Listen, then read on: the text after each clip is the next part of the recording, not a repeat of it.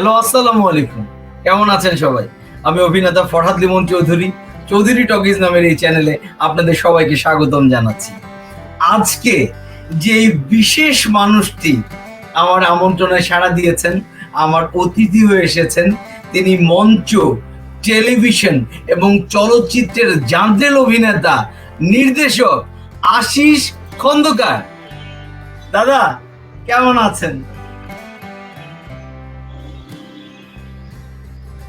আজকে আশিসদার কাছে আমি যে ভঙ্গিতে সবার কাছে বিভিন্ন রকম প্রশ্ন করে থাকি, সেই প্রশ্নের ভঙ্গিতে যাব না।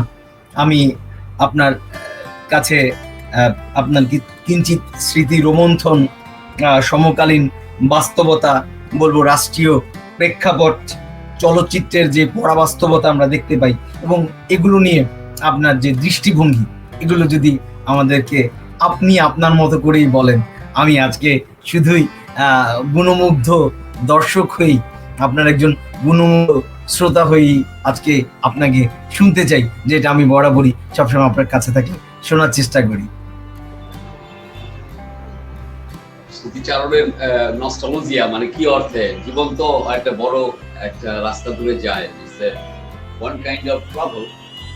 সো লাইফে এই ট্রাভেলিং এ আমাদের কিছু জিনিস থেকে যায়, হারিয়ে যায়, মরে যায়, বিকজ আমরা ধীরে ধীরে ক্ষয়ের দিকে যাচ্ছি। তো যে মুহূর্তটার ভিতরে আছি সেই মুহূর্তটা বর্তমানকে নিয়েই থাকি, সেটাই ভালো। আমার মনে হয় সেটা দ্যাট উড বি বেটার। ফিজিক্যালিও ভালো, সাইকোলজিক্যালিও ভালো, বা বিকজ আমরা ইরেজ করতে জানি না। আমরা আমাদের যেটা হয়েছে, আমরা খুব ইমোশনাল সাবকন্টিনেন্ট অ্যাক্টর এবং সাধারণ মানুষ। হ্যাঁ, এটার একটা নির্দিষ্ট ডিএনএ আছে এবং অ্যানাটমিক্যাল পারফরমেন্সও আছে। It's a very tough South Asian actor to adopt a Latin American actor.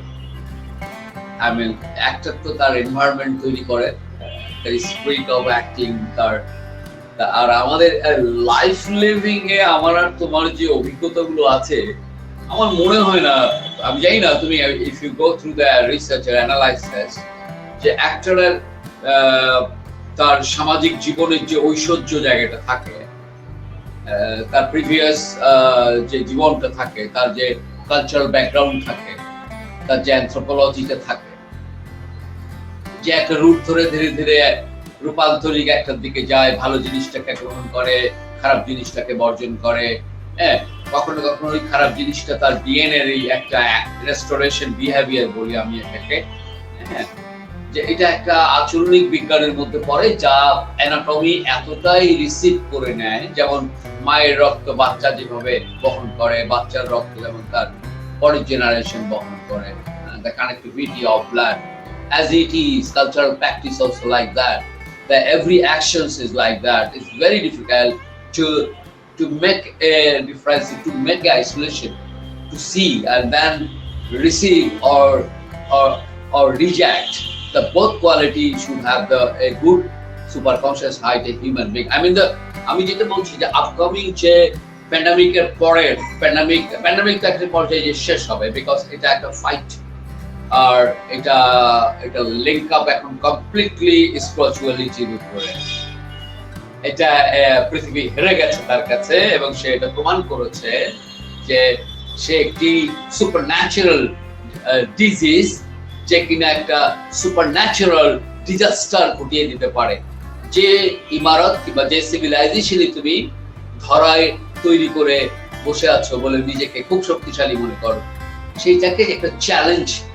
হ্যাঁ, পাশাপাশি এখানে আমাদের তো একটা জিনিস দেখতে হবে, আমরা আমাদের মধ্যে এই বিশেষ করে হিউম্যানদের মধ্যে অন্যান্য জীবের থেকে আমরা খুব বেশি নেচারের ক্ষতি করেছি, আমাদের বুদ্ধিবৃত্তির নেচারের অনেক ক্ষতি করেছি, কিংবা আমাদের কোনো তাৎক্ষণিক কি বলে কূটনৈতিক চাওয়া পাওয়া, এটা আমাদের অনেক ক্ষতি করেছে। রাষ্ট্র গড়ার ব্যাপারে, আমরা তার ক্ষমতা ধরার ব্যাপারে, সবকিছুর ব্যাপারে, সবজি বুনন থেকে শুরু করে আকাশ, জল, মাটি, অন্তরিক্ষ, তার সবকিছুকেই আমরা কিন্তু এক ধরনের চ্যালেঞ্জ, এক ধরনের সাইলেন্ট এনিমি হয়ে গেছিলাম। তার দীর্ঘদিন ধরে তাকে আমরা নীরবে কাঁদাচ্ছিলাম।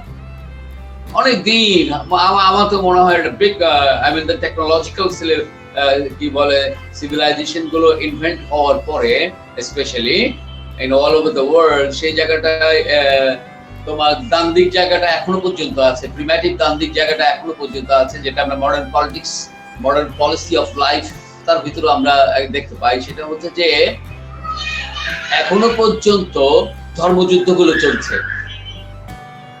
এখনো পর্যন্ত আমরা যেটাকে দেখছি প্যালেস্টাইন, ইসরায়েল, এগুলো সব প্রিমেটিভ যুদ্ধ, মধ্যযুগীয় কতগুলো রেস্টোরেশন বিহেভিয়ারের একটা প্রেজেন্ট আমরা একটা তার শেপ দেখতে পাচ্ছি। But the essence is the same. Time, space, and unity of the content. What things is happened thousands years before, that one is the same in our present time all over the world. But the solution, I mean, which solution we want? যারা আমরা এটা করেছি, দেখো এখানে একটা অঙ্ক আছে, যারা এটা আমরা করেছি তারা জেনেও আমরা ওটাকে কন্টিনিউটি রাখতে মানে একটা বেশি চ্যালেঞ্জ দেওয়ার একটা প্রবণতা তৈরি হয়েছে আমাদের মানুষের ভিতরে। হ্যাঁ, আমরা বলছি না we are the great, we are the power of the world, power of the earth as a human. No, এখানে আমাদের সমতা ছিল না ভোগের ব্যাপারে, জীবের যত্নের ব্যাপারে, এখানে আমাদের ভালোবাসা ছিল না জলের ব্যাপারে। আমরা জলকে হত্যা করেছি, জল আমি তাকে যদি একটু প্রাণী ধরে নিই তাকে হত্যা করেছি আমরা, হত্যা মানে তাকে ক্ষত বিক্ষত করেছি, আমরা আকাশকে ক্ষত বিক্ষত করেছি, আমরা আমরা আমরা এক মানুষ থেকে আরেক মানুষকে আমরা প্রতি মুহূর্তেই ক্ষত বিক্ষত করেছি। আমাদের রুহানি অস্থির হয়ে পড়েছিল। এটা এই বিজ্ঞান ভিত্তিক সংশ্লিষ্টতা কিন্তু আবার যারা কনজারভেটিভ সায়েন্টিস্ট তারা এটাকে মানতে চায় না। তারা বলে যে স্পিরিচুয়ালিটির আধারেই যে বিজ্ঞান, এটা তারা একটু টেকনিক্যালি অস্বীকার করে, পলিটিক্যাল কারণে অস্বীকার করে। কারণ ওই যে আমি বলেছি যে মধ্যযুগীয় প্রবণতা, ওই সায়েন্টিস্টের জন্ম হয়েছে হচ্ছে ইহুদি বংশে, কিংবা ওই সায়েন্টিস্টের জন্ম হয়েছে খ্রিস্টান বংশে, কিংবা ওই সায়েন্টিস্টের জন্ম হয়েছে ইসলাম ধর্মে, ওই সায়েন্টিস্টের জন্ম হয়েছে হিন্দুবাদে। এখন যেটা হয়েছে বেসিক্যালি দেখা যাচ্ছে ঘুরে ফিরে যত কিছুই হয়েছে ওই শেষ ধর্মযুদ্ধটা চলছে মানুষের বানানো। আমি এটাকে বলি জীবিকার ধর্ম। এটা আসলে জীবিকার ধর্ম, জীবিকার ধর্মই যে প্যান্ডামিক, জীবিকার ধর্মই হচ্ছে এই অস্থির মানুষকে ক্ষত বিক্ষত করছে। প্রতি মুহূর্তে কুরুক্ষেত্র হচ্ছে, পৃথিবীটা প্রতি মুহূর্তে কুরুক্ষেত্রে পরিণত হচ্ছে, শেপ পাল্টাচ্ছে, পারফরমেন্স অফ লাইফ পাল্টাচ্ছে। সময়ের এইটা ধরে আমাদেরও performance of style of life পাল্টানো উচিত। আর নস্টালজিয়ার কথা তুমি বলেছো, স্মৃতিচারণ করতে বলেছো। হ্যাঁ, আমি স্মৃতিচারণের উত্তর আমি দিয়েছি। We don't go to the back. এইটা আমার প্রথম তোমার কথা। We don't want to go to the back, we want to go ahead. আমার এই জায়গাটায় আমি যে ধরনের হিপোক্রেসি করছি লিটারেচারে, কলোনিজমে, ফিল্মের কলোনিজম, what we do some copies work. We are the actor are telling before we know we are not the one, we are the 12 or we are the 40. আমাদের previous সাইকোলজিতে সেটা অ্যাক্টিং করতে গিয়েও তুমি ব্যাকপিটকে কনসিডার করছো as a actor. Say acting করতে গিয়েও তুমি consider করছো একটা মানে বড় একটা সাইকোলজিক্যাল দেবদেবীর জায়গা দিয়ে দিচ্ছ তুমি তাকে। তুমি তাকে জায়গা দিয়ে দিচ্ছ এমন বড় একটা জায়গায় যেখানে তুমি একজন অভিনেতা, আমি একজন অভিনেতা অ্যাজ এ নেটিভ। আমাদের ফর্মটাই আলাদা হয়ে যাচ্ছে, আমাদের পারফরমেন্স অফ লাইনটাই ওই লেভেলেই যেতে পারছে না, বিকজ অ্যাসেন্সগত জায়গা থেকে আমরা native psychology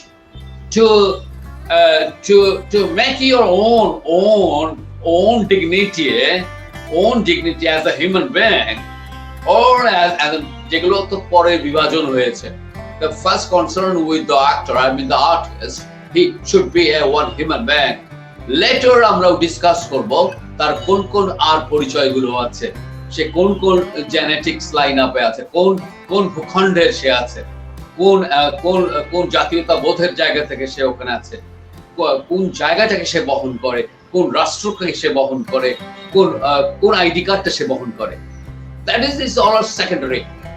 First consideration as an actor, as an artist, you have a human being who can step all over the universe. Yes, if physically you can't go, that's true, but your psychology can fly all over the earth. That tendency, nostalgia আমাকে যেটা করেছে, আমি অতীত সবসময় ভুলে গেছি, কিন্তু অতীতকে অস্বীকার করিনি। আমার ওই জায়গাটা থেকে আমার কাছে মনে হয়েছে এটা হচ্ছে I have to go back and then become to earn from my back several obsession. পিছন থেকে যেটা আমি নিয়ে আসছি সেটা শুধু আমার ওই খালি একটা তৈরি করে, কি বলে একটা সুর তৈরি করে। সেটা তুমি বোধহয় নিজেও জানো, আমরা সবাই ফিউডাল ফ্যামিলির ছেলে পেলে, আমাদের জন্ম হয়েছে ওই কি বলে ধরো প্রথমে ওটা একটা পরিশীলিত শৌচাগার ছিল, কিন্তু আকরিক জায়গা থেকে আকারগত জায়গা থেকে ওটা হয়তো বা ধরো অন্যরকম একটা ফ্লেভারে ছিল, আজকের ফ্লেভারে নয়, আজকের কমোড অথবা স্প্রে মেশিনের ফ্লেভারে নয়। আমরা ওখান থেকে ওই জায়গাটা থেকে, তার মানে আমাদের সিভিলাইজেশনটা অনেক পরে ইউরোপের চেয়ে।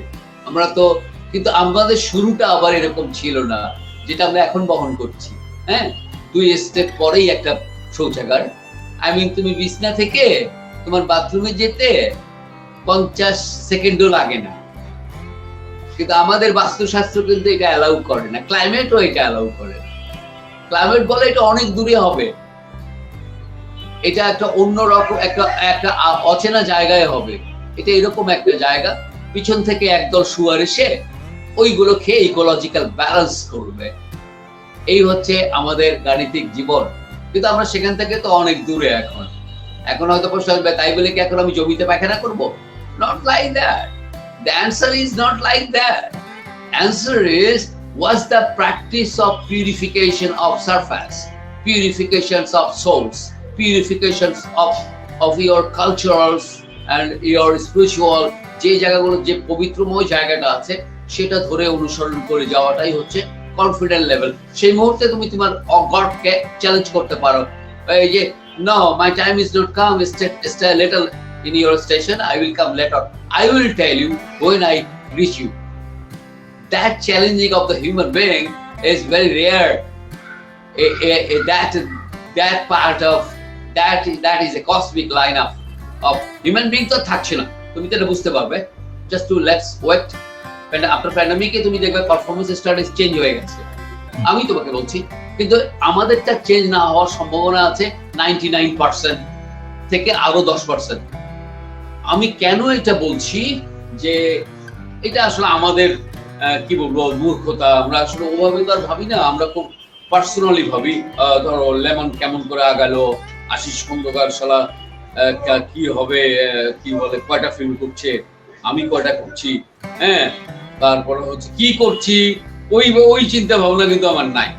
আমার বাজার কদ্দূর সেই চিন্তা ভাবনা কিন্তু আমরা করি না। আমি করছি, কি করছেন আপনি করছেন লাডু মামা, ঠিক আছে? তা আপনার এই লাডু মামা কই পর্যন্ত যাবে? আপনার লাডু মামার মার্কেটিং কত দূর পর্যন্ত, আপনি কোথায় গিয়ে যাবেন? আর আমার গল্পগুলো হচ্ছে ওই যে তুমি কিছুক্ষণে প্রশ্ন করেছিলে না, নস্টালজিয়া, সেটা আপনি আপনার স্মৃতি কথা বলেন। হ্যাঁ, স্মৃতি কথা বলার মধ্যে গভীরতা নাই। স্মৃতি বলে কি আছে বলো? স্মৃতি বলে কিছুই নাই, all are vanish, that all are স্মৃতি আসলে। এখন ওখান থেকে আমি শিক্ষা লাভ করেছি, তুমি শিক্ষা লাভ করেছো, তারপরে একটা শেপে এসেছি। That one is the experience, এবং সেই এক্সপেরিয়েন্স গুলো ভেরি ব্যাড সব দিক থেকে। 5 decades এক্সপেরিয়েন্স, এটা ভেরি ব্যাড। এটা ঠিক আমাদেরকে ল্যাটিন আমেরিকার ওই ফিল্ম ইন্ডাস্ট্রির মতো খুব তৈরি জায়গা করে নেওয়া সম্ভব হবে না। এটা ইভেন কি এটা ভুটানের রাস্তা ধরেও সম্ভব হবে না। দেখো আমরা এত প্রতিবাদ, এত প্রেস কনফারেন্স, এত প্রেস ক্লাব, এত কিছু আমরা করি, আমাদের ক্যারেক্টারে একটা আছে, জালো রে জালো, আগুন জালো ক্যারেক্টার আমাদের মাসেসের। আমরাও তাই, আমাদের কোনো একটা জিনিস কেউ ইয়ে না দিলে, ধরো আফটার দ্য কি বলে শুটিং, তোমার ডে পেমেন্টটা, তুমি গাড়িতে উঠে বসেছো, জড়াবে তোমার, তখন জানালার মুখের কাছে একটা মুখ এসে বললো, দাদা আপনার টাকাটা কয়েকদিন পরে দিলে হয় না? তোমার মার্কেট অফ তুমি তখন কি বলবা ঠিক ওই মোমেন্টে? কিন্তু ওই একটা সার্ভাইভ করতে পারছে না। ও ভিতর থেকে গুটি গুটি মেরে সেরে বলছে যে আচ্ছা দিও, কারণ ওটার স্পাইনই নাই। স্পাইনটা হচ্ছে ওইখানে যে বলার সাথে সাথে ওর কলারটা ধইরা জানালার ভিতরে নিয়ে বললো যে এক্ষুনি বসে আছি, এই মুহূর্তে তুই আমার টাকা দিয়ে যাবি, তোর ড্রাইভার এখান থেকে যাবে না। রাইট? আমরা যদি এই ধরনের একটা ব্যাকগ্রাউন্ড অফ এই টেন্ডেন্সিটা প্লে করি ইন্ডাস্ট্রিতে, তাহলেই তুমি চোখা জুতোওয়ালা, ঠিক আছে, সানগ্লাস হিরো হতে পারছো। এবং তোমাকে সমর্থন করার জন্য একটা দল। তার মানে কি দাঁড়াচ্ছে? actor is spider, actor earn the money in that way, but এটাই ফর্ম হয়ে দাঁড়িয়েছে তোমার এখানে আমার এখানে। এটা হচ্ছে payment of the actor pre story. এটা এই ধরনের ঘটনা পরম্পরা, এই যে লেনদেনের যে অ্যাক্টিংটা, এই প্রবণতাগুলো আমাদের দুই পক্ষেই এটা আমরা কিন্তু মানে যে এটা করে নিয়ে যাচ্ছে সেও ভুল করছে, আবার যে এটা পারছে না সেও ভুল করছে। যে এটা উপায় না হয়ে নিরুপায় হয়ে যে এটা করছে সে আদায় করে নিতে পারছে, কিন্তু সে এটাকে ঠিক করছে না, করছে না। এটা আর্থসামাজিক প্রেক্ষাপট তাকে বাধ্য করছে, এর জন্য সে দায়ী না, তাই না? সে এটা না করলে সে তার আদায়টা করে নিতে পারছে না, ঠিক আছে? আবার সে সব ঝুট ঝামেলা থেকে নিজেকে মুক্ত রাখার জন্য সমস্ত ব্যক্তিত্ব জলাঞ্জলি দিয়ে সে গাড়ির ভিতর থেকে বলছে আচ্ছা দিও। রাইট? এই ব্যাকগ্রাউন্ড স্টোরি ফিল্মের আমাদের যদি হয় তাহলে আমরা বেশি দূর এগোতে পারবো না। আমাদের একটা জেন্টাল এক্সচেঞ্জ হওয়া দরকার, এবং সেটা আবার কিন্তু তোমার এই সব সমিতি টমিতি করেও হবে না। এটা আচরণ বিজ্ঞানের মধ্যে থাকতে হবে যে শ্রমের মজুরি দেব, আমি যেই হই আমার শ্রমিকের মজুরি আমি ঠিকঠাক দেব। একই তো একটা জিনিস বুঝতে হবে যে এখানকার অ্যাক্টর দুটো একটা ছবি করেই বিলিয়নার হতে পারে না। বিলিয়নার না, ইভেন অনেক দিন 23-24 দিন তুমি মনে করো যে এটা খুব একটা বড় স্কেলে দুটা তিনটে ফিল্ম করবা, দেন দুটা তিনটে ফিল্ম দিয়েই না তোমার গাড়ি বাড়ি হবে, তোমার জিডিপি তো এই লেভেলে হওয়া উচিত। তুমি অত ফিল্ম সারা জীবন করা, ভালো ফিল্ম করলে তুমি একটা ভালো ফিল্ম করবা, তুমি 10 কোটি টাকা ঘরে নিয়ে আসবা, দুটা তোমার একটা বাড়ি হয়ে যাচ্ছে, তোমার একটা ফ্ল্যাট হয়ে যাচ্ছে, অথবা তুমি এই লেভেল অফ স্ট্যান্ডার্ড হাইটে গরিব দেশ ভারতেও মার যাচ্ছে একদম। দেখো কতটা তুমি বারবার এইগুলোর দোষ দাও, আমরা গরিব, আমরা গরিব। আমরাও গরিব, আমাদের পার্শ্ববর্তী দেশ ভারতও গরিব। একজন ইরফান খানের ফিনান্সিয়াল ক্যাপাসিটিটা সারা ভারতীয় ক্যাপাসিটি না। আমরা কেন এগুলো কম্পেয়ার করি? একজন অমিতাভ বচ্চনের ক্যাপিটাল আর্নিং এর ক্যাপাসিটি সেটা সর্বভারতের সব মানুষের না। আমরা বলছি দেশের মানুষ না খেয়েই থাকে, ফিল্মের অ্যাক্টর এত টাকা পাবে কেন? আমরা দেখছি এভাবে, ঠিক আছে? ব্যাপারটা এভাবে না, ব্যাপারটা হচ্ছে যে তোমার অনেক কাজ করতে হবে, অনেক কাজ থাকতে হবে। আমি আসলে এই জায়গাটায় তুমি ঠিকই বলেছো, আমি স্বপ্নবাজ। আমি চাচ্ছি এরকম একটা স্টেট, ভুটানের মতো। আমার ভিতরটা এরকম বলে যে এরকমই একটা প্রেসাইজ হোক প্রভার্টি আমাদের জীবনের সবচেয়ে বড় অংশ। কিন্তু আমরা ফিল্মে প্রভার্টি কিংবা আমাদের শিল্পের প্রচারে আমি প্রভার্টি করতে চাই না, এখন প্রভার্টি আমি দেখাতে চাই না। তাই আমার প্রভার্টি আমার রিয়েলিটি, দ্যাটস ট্রু, বাট আমাকে এমন একটা কিছু করতে হবে যেটা দিয়ে আমার জিডিপি বাড়ে, আমার কান্ট্রির, আমার রাষ্ট্রের জিডিপি বাড়ে। তা আমার জিডিপি বাড়ানোর জন্য আমার আসলে কি কি জিনিসগুলো করা দরকার, যে যা যা আমার নাই সেটা আমার সংগ্রহ করা দরকার। খুব সহজ জিনিস। এই জায়গাটায় কিন্তু তোমার ইনভেস্ট ছাড়াই কেবল রাষ্ট্র অনেক আয় করতে পারে কিংবা ব্যক্তিও আয় করতে পারে, কিন্তু সেটা হয় না মেকানিজমের কারণে। আমি সেই বিষয়ে পরে আসবো।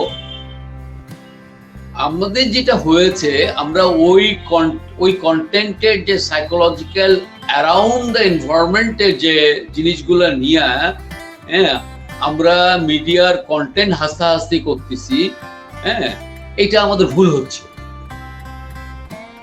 এটা আমাদের ভুল হচ্ছে। একটা মেয়েকে তালাক দিয়ে তার হাজবেন্ড চলে যায়, সেই হাজবেন্ড আবার আর একটা ফ্ল্যাট, তার সব ফ্ল্যাট লিখে দিয়েছে। এগুলোকে আমরা কন্টেন্ট ভাবছি।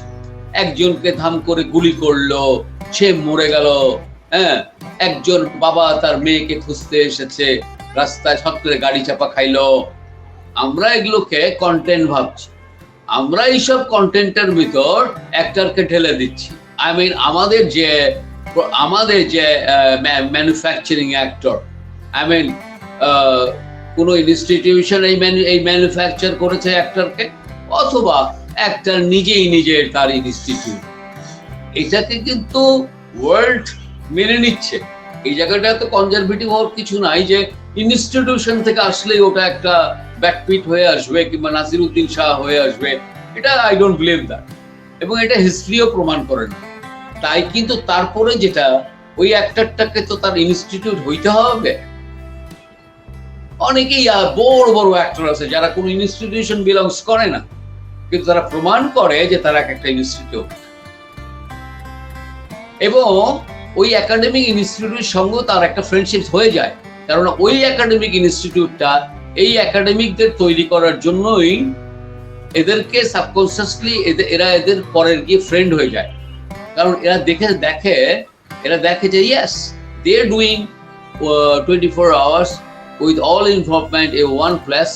You know, they got the food, they got the accommodation, they got the scholarships, they got the cigarette payments, they got the good wine, they got the everything as a student you will get.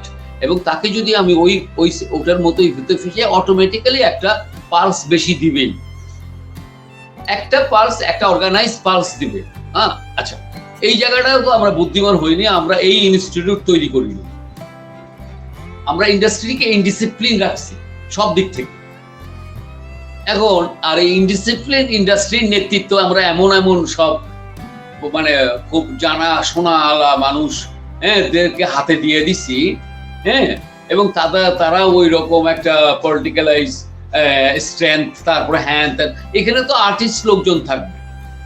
এই scholars গুলা যারা film industry GDP ব্যাপারে চিন্তা ভাবনা করবে, এখানে কোনো সন্ত্রাসীকে চেয়ার দেওয়া, তাকে বসায় দেওয়া, হ্যাঁ, কতগুলো কি বলে নানা বাজারের শক্তি সঞ্চয় কইরা অনেকগুলো টাকা দেখায়া ওই রকম একটা আর্টিস্টিক অর্গানাইজেশনের সকল দায়ভার তাকে বসায় দেওয়া, ওই জায়গাটায় তাকে নেতৃত্ব দিয়ে দেওয়া, তার কাছ থেকে ডিসিশন নেওয়া, তাহলে শেষ পর্যন্ত তোমার ফিল্মের নাম ওটাই হবে। সেটা হচ্ছে কি, প্রিন্সেস 555 এই নামে একটা ছবি চালাও, ঠিক আছে? ওইটা তোমার যে জিডিপিটা দিবে সেটা শুধু ওরাই খায়। ওই জিডিপি রাষ্ট্র খাইতে পারে না, ওই জিডিপির হিসাব রাষ্ট্রের কাছে নাই, কিংবা ওই জিডিপি থেকে একটাও ট্যাক্স দেয় না। হ্যাঁ, ওটা গিয়ে হচ্ছে আমাদের বাড়ির ফিল্ম। ব্যাপারটা গিয়ে দাঁড়াচ্ছে জানেন, ওই যে রবীন্দ্রনাথ যেমন তোমার বাড়িতে একটা নাট্য মন্দির বানাইছিল না রাশিয়া থেকে ঘুরে এসে, আমাদের প্রবণতাগুলো কিন্তু ওই রকমই। সেটা হচ্ছে যে আমিও স্তানিস্লাভস্কি হব। স্তানিস্লাভস্কির সিস্টেম অফ দ্য ল্যাবরেটরি, সেটারই ক্রোনোলজিক্যালি আজকেও সেই ল্যাবরেটরি নতুন মাত্রা পাচ্ছে সারা পৃথিবীতে, এবং ল্যাবরেটরির সিদ্ধান্তেই ফিল্ম তৈরি হচ্ছে, ল্যাবরেটরির সিদ্ধান্তেই নেটফ্লিক্স চলছে। কন্টেন্ট মেকারকে ডেকে বলা হচ্ছে তোমার কন্টেন্ট কিন্তু আমরা চাই হচ্ছে এই সোশিওলজিক্যাল ব্যাকগ্রাউন্ডে, তখন ওইটা গিয়ে আবার ল্যাবরেটরি ডিরেক্টর ওইটাকে আবার রিফাইন করছে, ওইটার উপরে আবার কন্টেন্ট মেকাররা কন্টেন্ট তৈরি করছে, ওইটার অথেন্টিসিটি। এই জায়গা ধরে তোমার ফিল্ম যায় না। তোমাকে 8,000 টাকা দিয়ে যায় রাতের বেলা, বলে কালকে কিন্তু 5টার মধ্যে পুরো স্ক্রিপ্ট দিয়ে যাবেন লেমন ভাই, না যদি দেন পিডিএফ করে দিয়েন। ওই পুরান স্ক্রিপ্ট তোমার ফ্লোরে আসতে আসতে সকাল 12টা। তুমি তাহলে কি মানে তুমি তাহলে বাণিজ্য করতে চাচ্ছ না, এটাই হলো আসল কথা। ব্যাপারটা ঘটছে হচ্ছে কি জানো, আমরা আসলে ইনকাম করতে চাচ্ছি না, আমরা আমাদের মানি ভলিউমটা বাড়াতে চাচ্ছি না, আমরা অ্যাক্টরের পেমেন্ট অফ ভলিউমটা বাড়াতে চাচ্ছি না। চুরি চাপটার কেন প্রয়োজন হবে? আই মিন $3 বিলিয়ন ফিল্ম যদি ভুটান বানাইতে পারে কিংবা নেপাল বানাইতে পারে, এবং সেই টাকাগুলো বাইরে থেকে বিদেশ থেকে আসতে পারে, সেটা ভুটানেরও টাকা না, নেপালেরও টাকা না, তাই না? সেটা যদি আসতে পারে তাহলে আমারও তাহলে ওই রাস্তা ধরে যাওয়াটাই সমুচিত হবে। হ্যাঁ, এবার তোমার দ্বিতীয় প্রশ্ন কি হতে পারে, আমি মনে হয় ক্লিয়ার করছি, আমি একটু তোমাকে ধাক্কা দিছি একটি জায়গায়। স্মৃতি কথা বলুন, আশিস দা, স্মৃতি কথা বলুন। আমার স্মৃতি বলে কিছু নেই, কারণ আমি হচ্ছে তোমার, আমি খুব ওটাকে কি বলে লেমন, আমি খুব টাইমলেস। আমার এইটা হয়ে গেছে, আমার এর জন্য আমি কৃতজ্ঞ হচ্ছে পৃথিবীর অনেক স্কলার্স এর কাছে। আমার মনে হচ্ছে এর মতো আমার হইতে হবে না, কিন্তু এই যে রাস্তা ধরে যাচ্ছে এই রাস্তাটা আমার। মানে তুমি আমার কথা বুঝতে পারছো লেমন? জি জি জি দাদা। হ্যাঁ, আমার কাছে মনে হচ্ছে আমি এর মতো হতে চাই না, কিন্তু এই রাস্তাটা ধরে যে যাচ্ছে এই রাস্তাটা মনে হচ্ছে গুড, এটা ধরে যাওয়া যেতে পারে। জি। তারপরে ওকে আবার এক পর্যায়ে যে করছি, রিজেক্ট করে দিছি, যে না এই শালা তো ভুল রাস্তায় যায়, আবার এই আমার রাখে বসায় রেখে চলে যায়। ঠিক আছে, এই তো আমাকে এখানে বসায় রেখে এই দেখি পৌঁছে গেছে জায়গা মতো, ওইখান থেকে বলতেছে হাই, সেই শয়তান আর এক শয়তানকে নিয়ে যাচ্ছে, হ্যাঁ, অনির্দিষ্ট যাত্রা। এনভায়রনমেন্ট তো আমাকে শয়তান বানিয়েছে। Of course, it's acting in my body. Yes. আমি আস্তে আস্তে প্রতি মুহূর্তে শিক্ষিত হচ্ছি, প্রতি মুহূর্তে। অতীত থেকে আমি ঘুরে দেখলাম যে এই অতীত ঘাট থেকেই দেখছি আমার খালি অবসেশন। ঠিক আছে, আমি বাংলা ছবির মতো আমার জীবনটা ছিল, তোমার জীবনও ওই রকম। দেখো, তুমি কখনো উজ্জ্বলের মতো ছিলে, পুরো একটা মুহূর্ত তোমার জীবনের ভয়ঙ্কর একটা মুহূর্ত তোমার, সেটা ধরো একটা হাসপাতালেই হোক, কিংবা তোমার একটা কি বলে তোমার গ্রামের বাড়িতেই হোক, হ্যাঁ, কিংবা তোমার শিশুকালের বন্ধুদের সাথে হঠাৎ করে দেখা হয়ে যাওয়া, তাদের সাথে মিলন ক্ষেত্রে, তাদের একটা হঠাৎ 40 বছর পর দেখা হয়েছে, তারা কিভাবে ইন্টারঅ্যাক্ট করছে একে অপরকে, সেই জায়গা থেকেই হোক।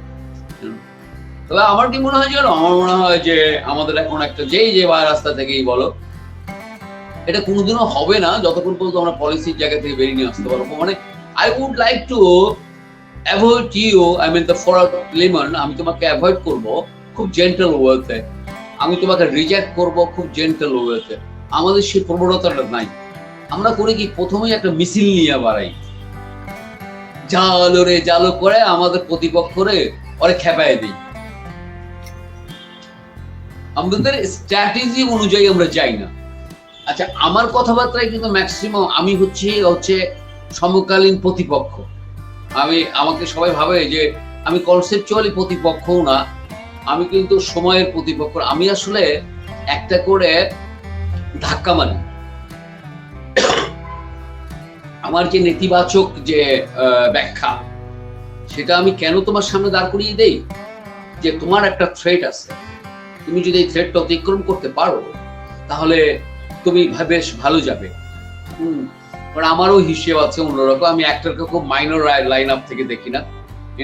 একটা অ্যাক্টর যদি বাংলাদেশের অ্যাক্টর কমপ্লিটলি সেই রকম পারিপার্শ্বিক ভাবে বহুবিধ জায়গা থেকে শিক্ষিত হয়ে যখন ধরো লেমন, তুমি একটা খুব উঁচু স্ট্যান্ডার্ড একটা ফিল্মের অফারে যেখানে একটা ডাক্তার রোল করছো, একটা character of the medicine doctor, মফস্বলে ছোট্ট একটা মেডিসিন ডক্টর, খুব নাম করা ডক্টর, ওর সাথে যখন কথা বলা যায় তখন ওর চারপাশে সব মানুষগুলোর সাথে ওর কোনো মিলই খুঁজে পাওয়া যায় না। ও শেক্সপিয়ার পড়া ডক্টর, ও লেভ টলস্টয় পড়া ডক্টর, হ্যাঁ না, ও জ্বরটা মেপে বলে না এখন ওষুধ দিতে চাই না, এগুলো ভালো ওষুধ না, হ্যাঁ একটু দেখি। ও যখন এইরকম একটা ক্যারেক্টারকে যখন তুমি অ্যাজ ইউজুয়াল একটা অ্যাপ্রন কইরা দিয়ে বাড়ায় যাওয়া অ্যাজ অ্যান অ্যাক্টর, তুমি বাড়ায় যাই, অ্যাপ্রনটা পরার পরে যতটুক ট্রান্সফরমেশন হয় ওটুক নিয়ে, ওই অ্যাপ্রনটা পরলাম যতটুক ট্রান্সফরমেশন হয় ওটুক নিয়ে আর কি। কিন্তু ভেতরের ওই শেকড়ের সন্ধান তুমি খুঁজে পাবে। বিকজ আমার কন্টেন্ট আর তোমার কন্টেন্ট না, মানে we are not create by the studio library, কিংবা আমাদের অনেক সময়ের যে দরকার এই চরিত্রটিকে ওই রকম একটা পারফরমেন্স লাইন আপে নেওয়া। আমাদের মার্কেট যেহেতু একটা হুজুগের মার্কেট, এটা প্রতিদিনই ফিল্ম ডিক্লেয়ার দেয়। তুমি লক্ষ্য করবা প্রতিদিনই একটা না একটা ফিল্মের নাম তুমি খুঁজে পাবা। কালকে মহরত হয়ে গেল, আবার এর বলতেছে আমরা 10টা করব, ও বলতেছে 20টা করব, 30টা করব। ফিল্ম হচ্ছে, কিন্তু আমার প্রোডাক্টের কোয়ালিটি, প্রোডাক্টের ক্যারেক্টার কি? আমি কি গ্লোবাল মার্কেটটাকে রিচ করতে পারছি? কিংবা আমার সিস্টেমে আমি গ্লোবাল মার্কেটকে রিচ করার জন্য ওপেন রেখেছি? Not at all, not at all. এখানকার কোনো একটা অ্যাক্টর ট্রেড হয়নি, কিন্তু আবার কাগজপাতিতে ট্রেড হয়ে গেছে। কি হয়েছে? এই অ্যাক্টর কোনো একটা বিদেশ ছবিতে কাজ করতে যাবে, তার বলে জিও লাগবে, গভর্নমেন্ট অর্ডার। তার জন্য আপনাকে কই যাইতে হবে? অমুকখানে যাইতে হবে, অমুকখানে। তার মানে তুমি আবার হয়ে গেল কিষণ চন্দ্রের নেটিভ। এরপরে তুমি তোমার জিওর খোঁজে সারা বাড়ি। তুমি একবার কি বলে ইয়েতে যাচ্ছ, ধরো ছোট তোমার যে অভিনেতাদের সংগঠন একটা থাকে আমাদের, তাদের কাছে গেলাম, ওটা ওখানে প্রস্তাব দেওয়ার সাথে সাথে 3 অ্যাক্টরের সিন্ডিকেট হয়ে গেল। এরে জিও যেনই না পায়, ঠিক আছে, তার ব্যবস্থা নাও। আমার লাইন আছে, দে ফোন, কই অমুকখানে দে ফোন, ওখান থেকে দে। এটা তোমার মেকানিজম। অ্যাক্টরকে রিজেক্ট করে দিলাম, অ্যাক্টরকে এই এই এই সম্ভাবনাটাও তোমার এখানে থাকে, ইউনো। সো এই পদ্ধতিগত জায়গাগুলোতে, পলিসিগত জায়গাগুলোতে এটা এটা দলমত নির্বিশেষে এই ট্রাফিক গুলো আসলে খুব তাড়াতাড়ি স্বাভাবিক করা দরকার। অ্যাক্টরকে এইভাবে স্ট্রাগল করার পর একটা রাশিয়ায় যায় ছবি করবে, অ্যাক্টিং করবে, কোরিয়াতে যে অ্যাক্টিং করবে, ছবি করবে, কোনো দরকার নাই। আমার জিডিপি দরকার, এই অ্যাক্টরটা ফিরবে, আমার গভর্নমেন্টটা এরকম হওয়া উচিত। এই অ্যাক্টরটা যে হয়, এই অ্যাক্টর আমার কোনো অ্যাক্টরের কোনো রাজনৈতিক পরিচয় নাই। অ্যাক্টরের আবার কি রাজনৈতিক পরিচয়? এই অ্যাক্টর আমাকে জিডিপি দেয়, দ্যাটস অল, দ্যাটস অল। এই অ্যাক্টর আমাকে জিডিপি দেয়, দ্যাটস অল। আমার এই অ্যাক্টর, এটা আমার একটা আর একটা মজার ব্যাপার, মার্কেট বড় করতে চাচ্ছে না।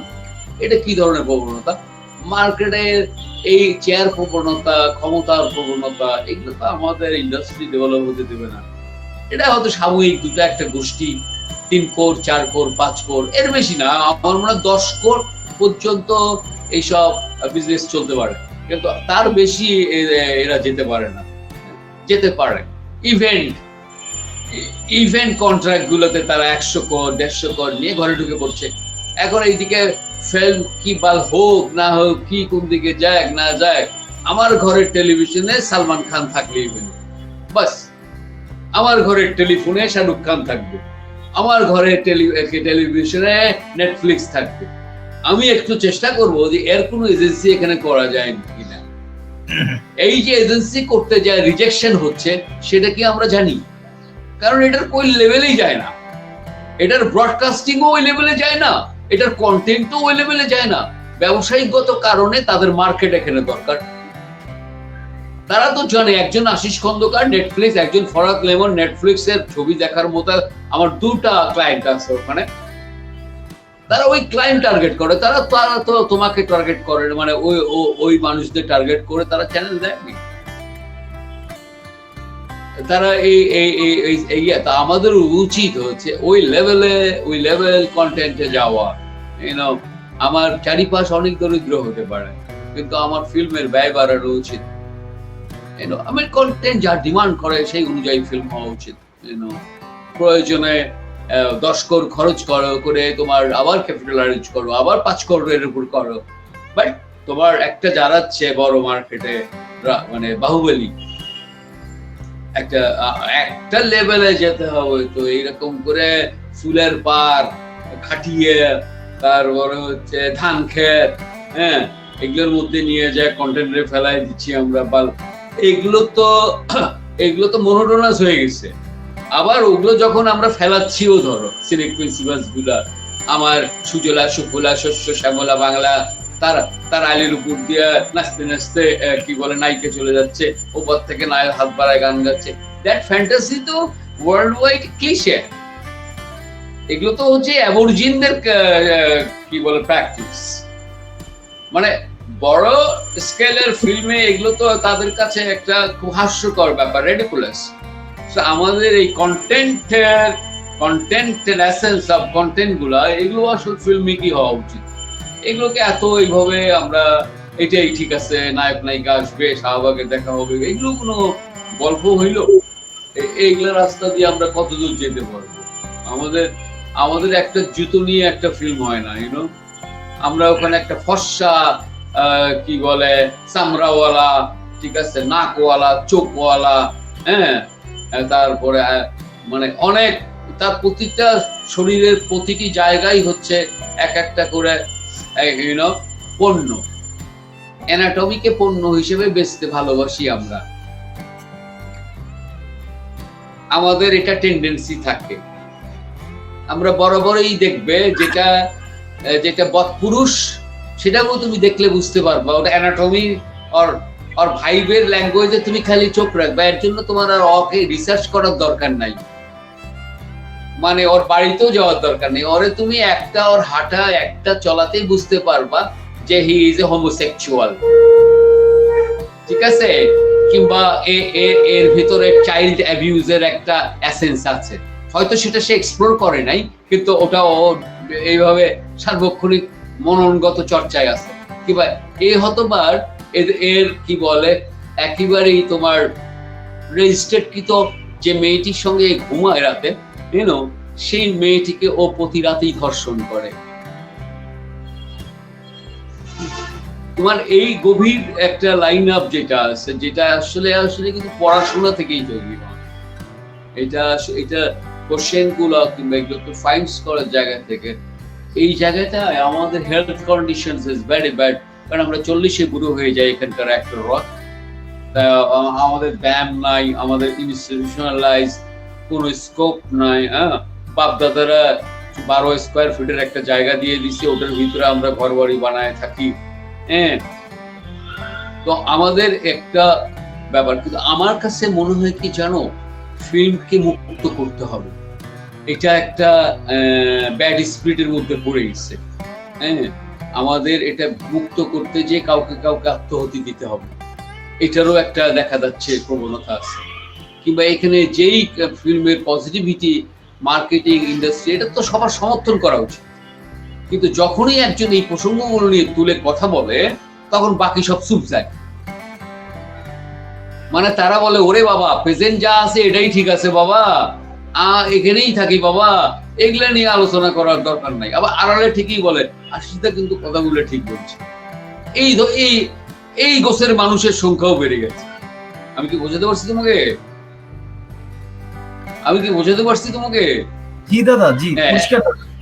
হ্যাঁ, একাধিক তোমার সঙ্গে একমত পোষণ করছে, কিন্তু তোমাকে তোমার কি বলে ওটা সে চর্চায় নাই, কিংবা ওটা সম্পর্কে সে একমত পোষণ করছে না অফিসিয়ালি, সে একমত পোষণ করছে আড়ালে, বলছে হ্যাঁ রে আশিসদার যে পয়েন্টগুলো নিয়ে কথা বললো এগুলো কিন্তু 100 ভাই, এটার তো কোনো সলিউশন নাই, আর একজন বলছে এগুলা নিয়ে ভাবার দরকার নাই, যতটুক আছে ওর মধ্যেই থাকো, আপনা জান বাঁচাও, এটারও একটা দল হয়েছে, ঠিক আছে, এইটা কইেন না, এটা আপনি কইেন না যে আশিসদা ঠিক কইছে, হ্যাঁ, আশিসদা প্রতিপক্ষ, আশিসদার যে ক্ষমতা আছে আপনার নাই, সো আপনি কিছু করলে আপনি এটার সাথে এইভাবে গেলে আপনার পরিণতি এই হবে, এটা একটা ভীতি সংস্কৃতিও তৈরি হচ্ছে, বিষয়টা কিন্তু তার না, বিষয়টা হচ্ছে এটার একটা প্ল্যাটফর্ম দাঁড়ানো দরকার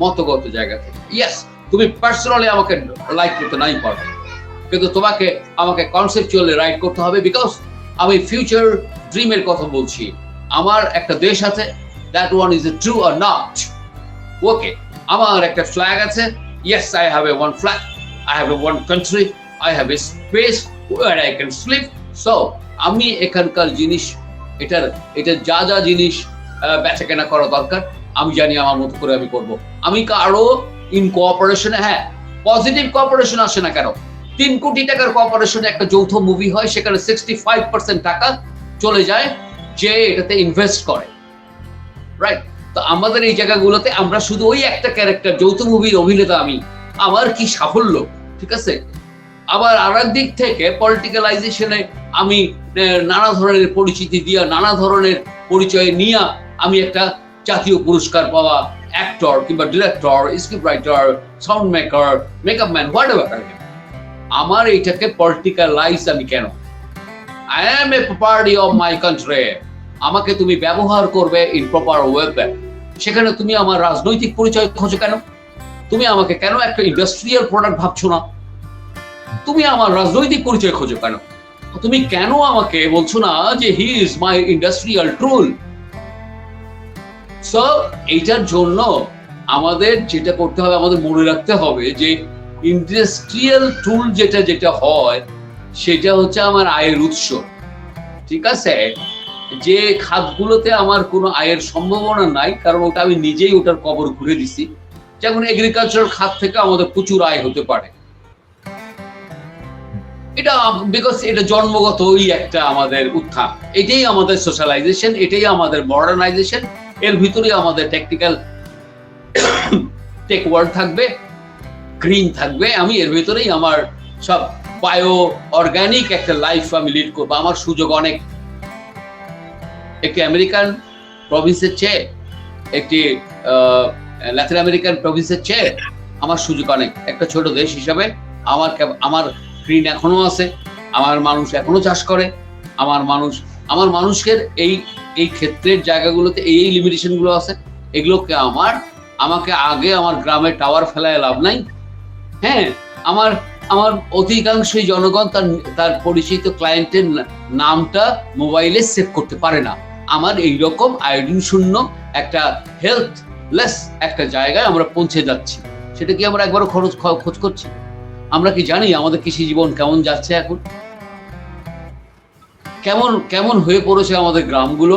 আমরা কি জানি এটা যেটা একটা মডার্ন গ্রাম? আমাদের মাথায় নাই যে এটা দিয়ে আমি নরওয়ের একটা গ্রাম হতে পারি, কারণ এটা নরওয়ের একটা গ্রাম যেরকম আছে, যেভাবে সাজানো আছে, এই গ্রামটা ওইভাবেই সাজতে পারে। তার 80% অলরেডি আল্লাহ তাআলা তৈরি করেই রাখছে, এটার সাথে খালি 10% যোগ করো, তাহলে এটা নরওয়ের গ্রাম হয়ে যাবে, তার লাইফ হয়ে যাবে।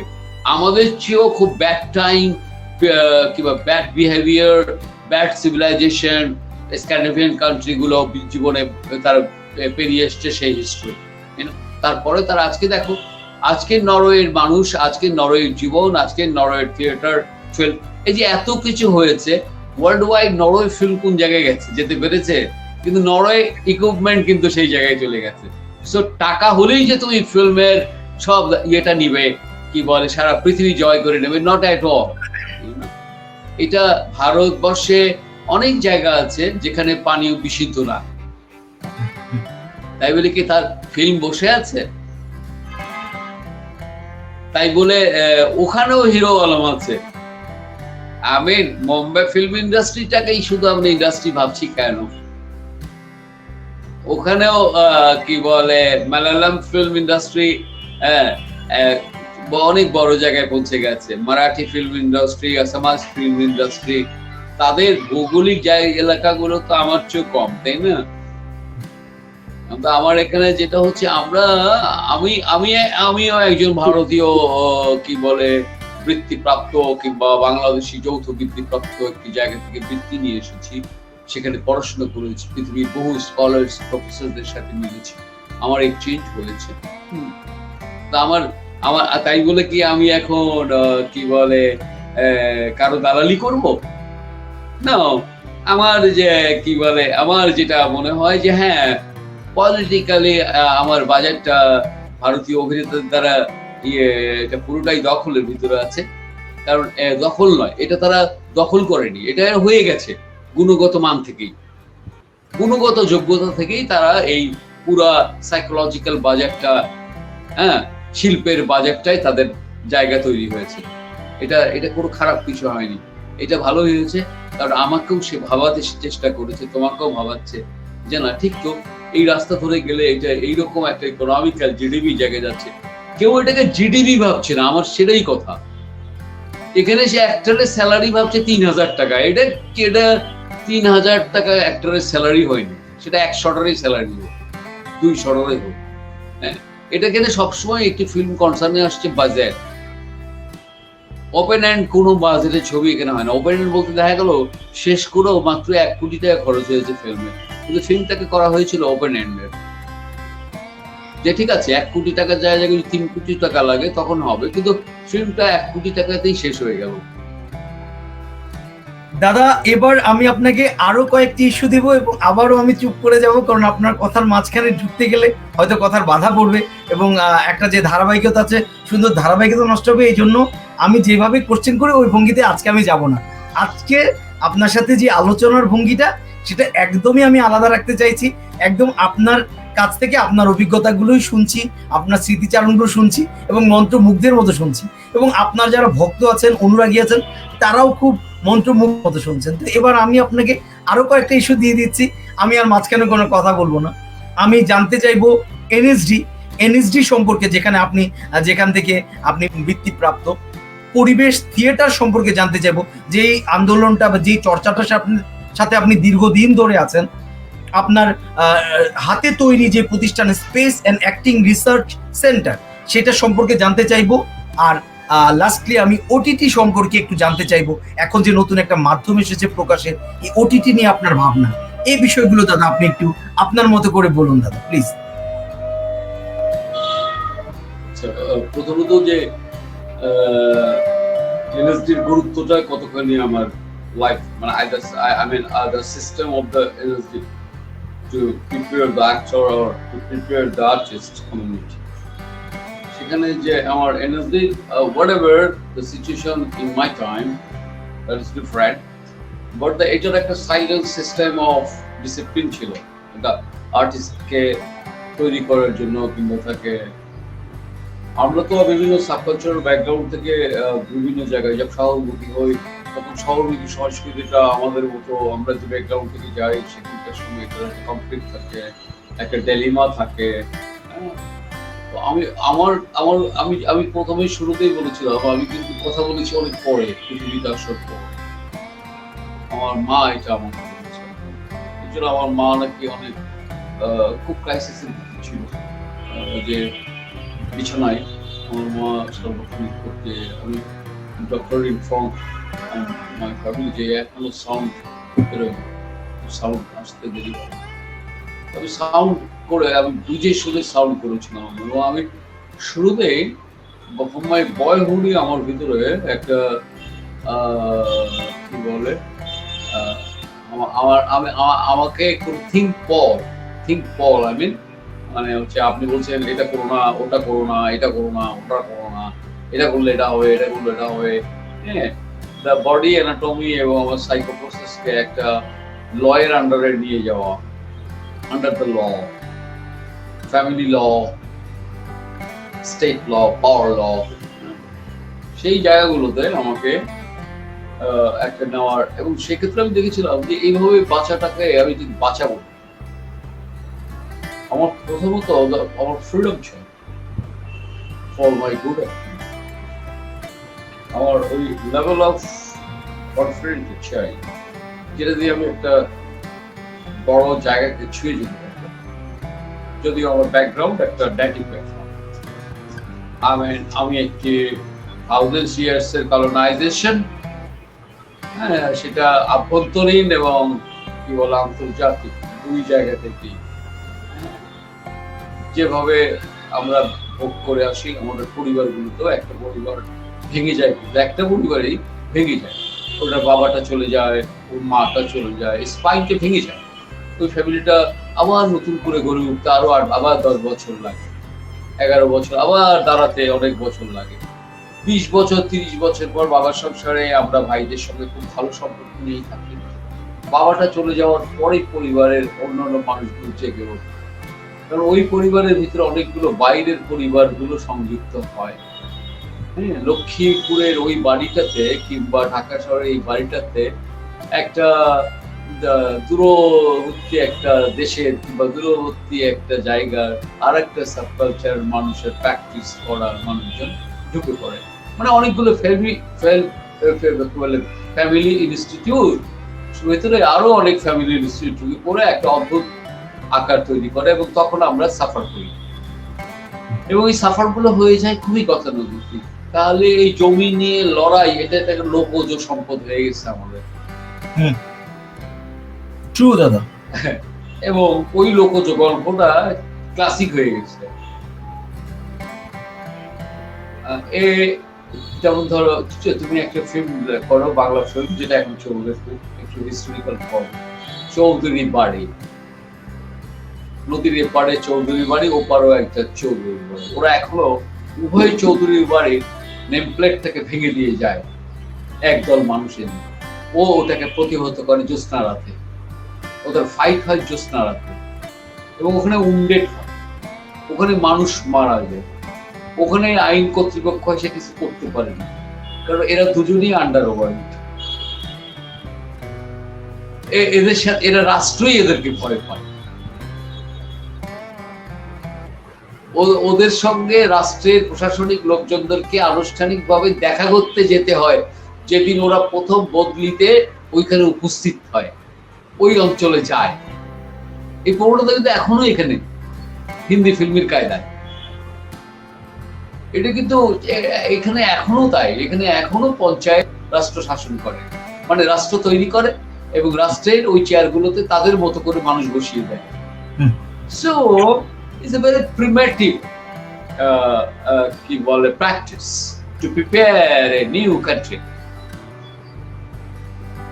আমাদের এখন যেটা করতে হবে, who is the real মানে enemy for our developing country, এটা আমাদের বের করতেই হবে, কারণ এটা দুই জায়গা থেকেই হচ্ছে। একটা হচ্ছে এটাও একটা কনসিডারেশন পাচ্ছে, সেটা হচ্ছে যে একটা হচ্ছে স্বতঃস্ফূর্তভাবে জীবন থেকে ওই ভিলেন চৌধুরী, ওর ভিতরের এডুকেশনাল বোধ হচ্ছে ওই পারে কলেজ হয়েছে, আমার এপারেও কলেজ হতে হবে, এটা নিয়েও সরকারের সাথে বান্ধা দিচ্ছে। ও বলছে ওইখানে কলেজের জায়গার চেয়ে এই জায়গাটা অনেক বড়, কলেজটা এখানেই হোক, গভর্নমেন্ট বলছে। আর ও চৌধুরী বলছে না, এটা আমার জোনের মধ্যে হইতে হবে। এর ফলে কোথাও কলেজ আর হয় না, কোথাও আর কলেজ হয় না,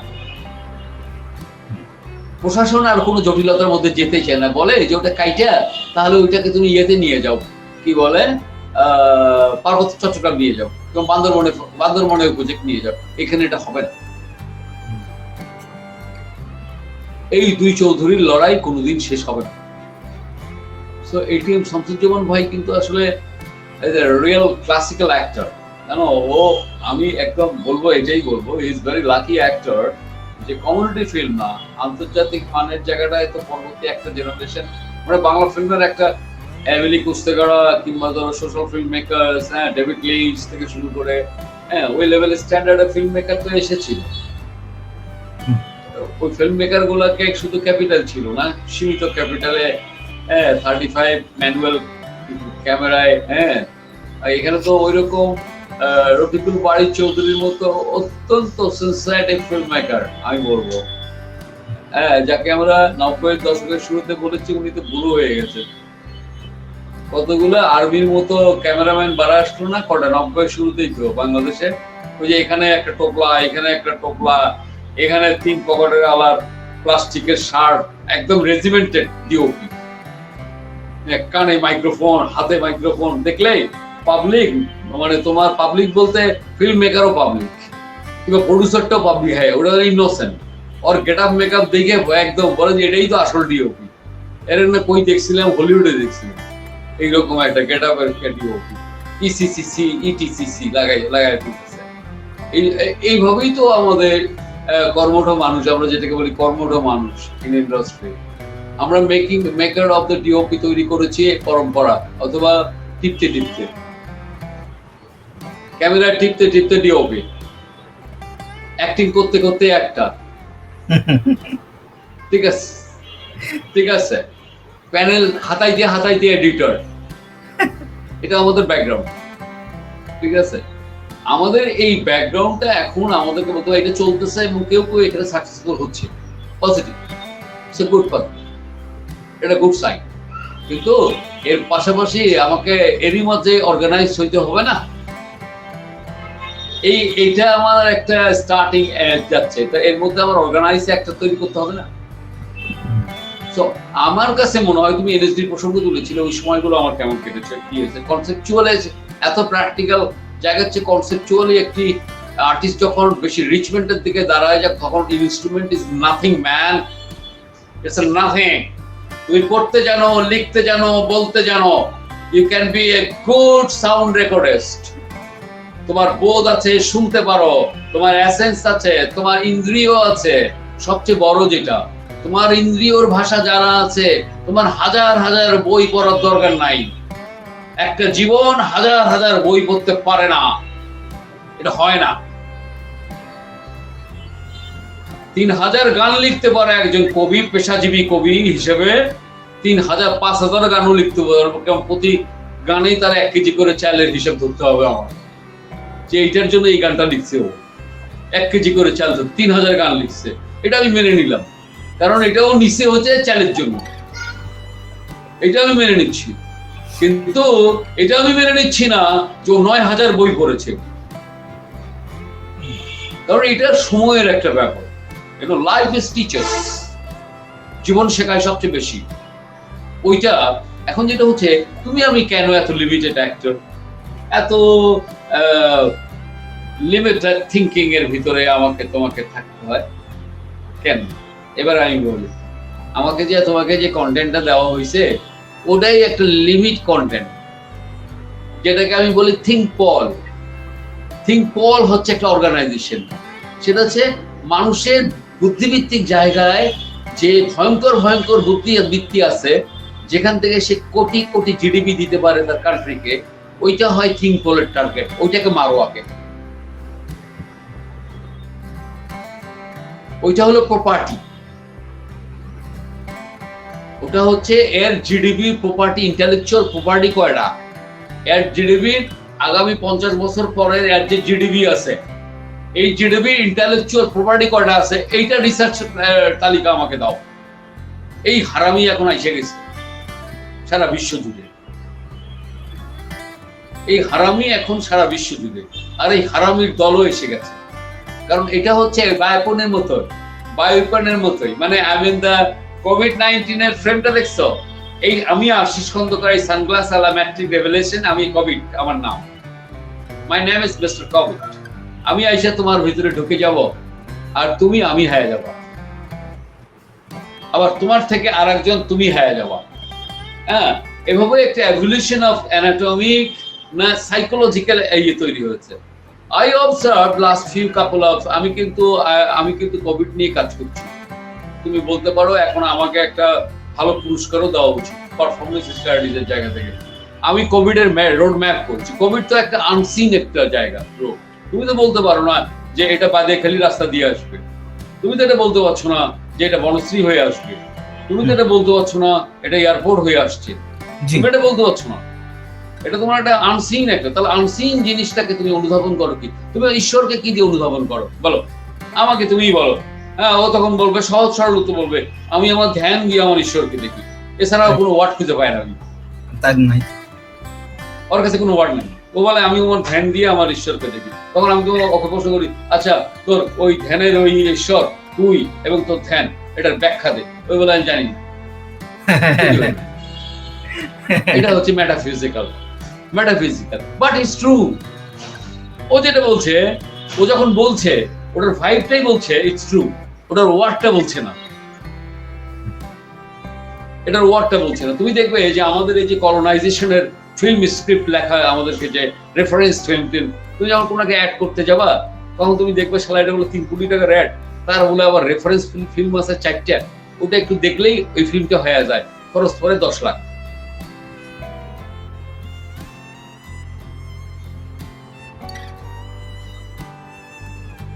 কারণ রেফারেন্স ফিল্মের পরিশ্রম কম। এখন তোমার খালি রেফারেন্স, তুমি যে ডিক্লারেশন গুলো দেখছো এগুলো সব বাংলা সংস্করণ, এগুলোর যে ফর্মে যাচ্ছে, এতে কিন্তু বিজনেসম্যান অফ দ্য ফিল্ম তারাও কিন্তু মিস করতেছে। তাদেরও একটু এডুকেটেড লেভেলে যাওয়া দরকার। তারা কেন ধরে নিচ্ছে যে এই পরিচিত লোকটাকে, অনেকে এটাকে নিয়ে কন্ট্রোভার্সিয়াল আছে। দেখো, কন্ট্রোভার্সিয়াল যারা, তারা কিন্তু মাঠে থেকে যাচ্ছে। যেমন ধরো হিরো আলম, আমরা এটা নিয়ে কথাই বলতে চাই না, কারণ এটা পৃথিবীর সব ইন্ডাস্ট্রিতে আছে। হ্যাঁ, ঠিক আছে, এটা পৃথিবীর সব ইন্ডাস্ট্রিতে তুমি একজন হিরো আলমকে পাবে।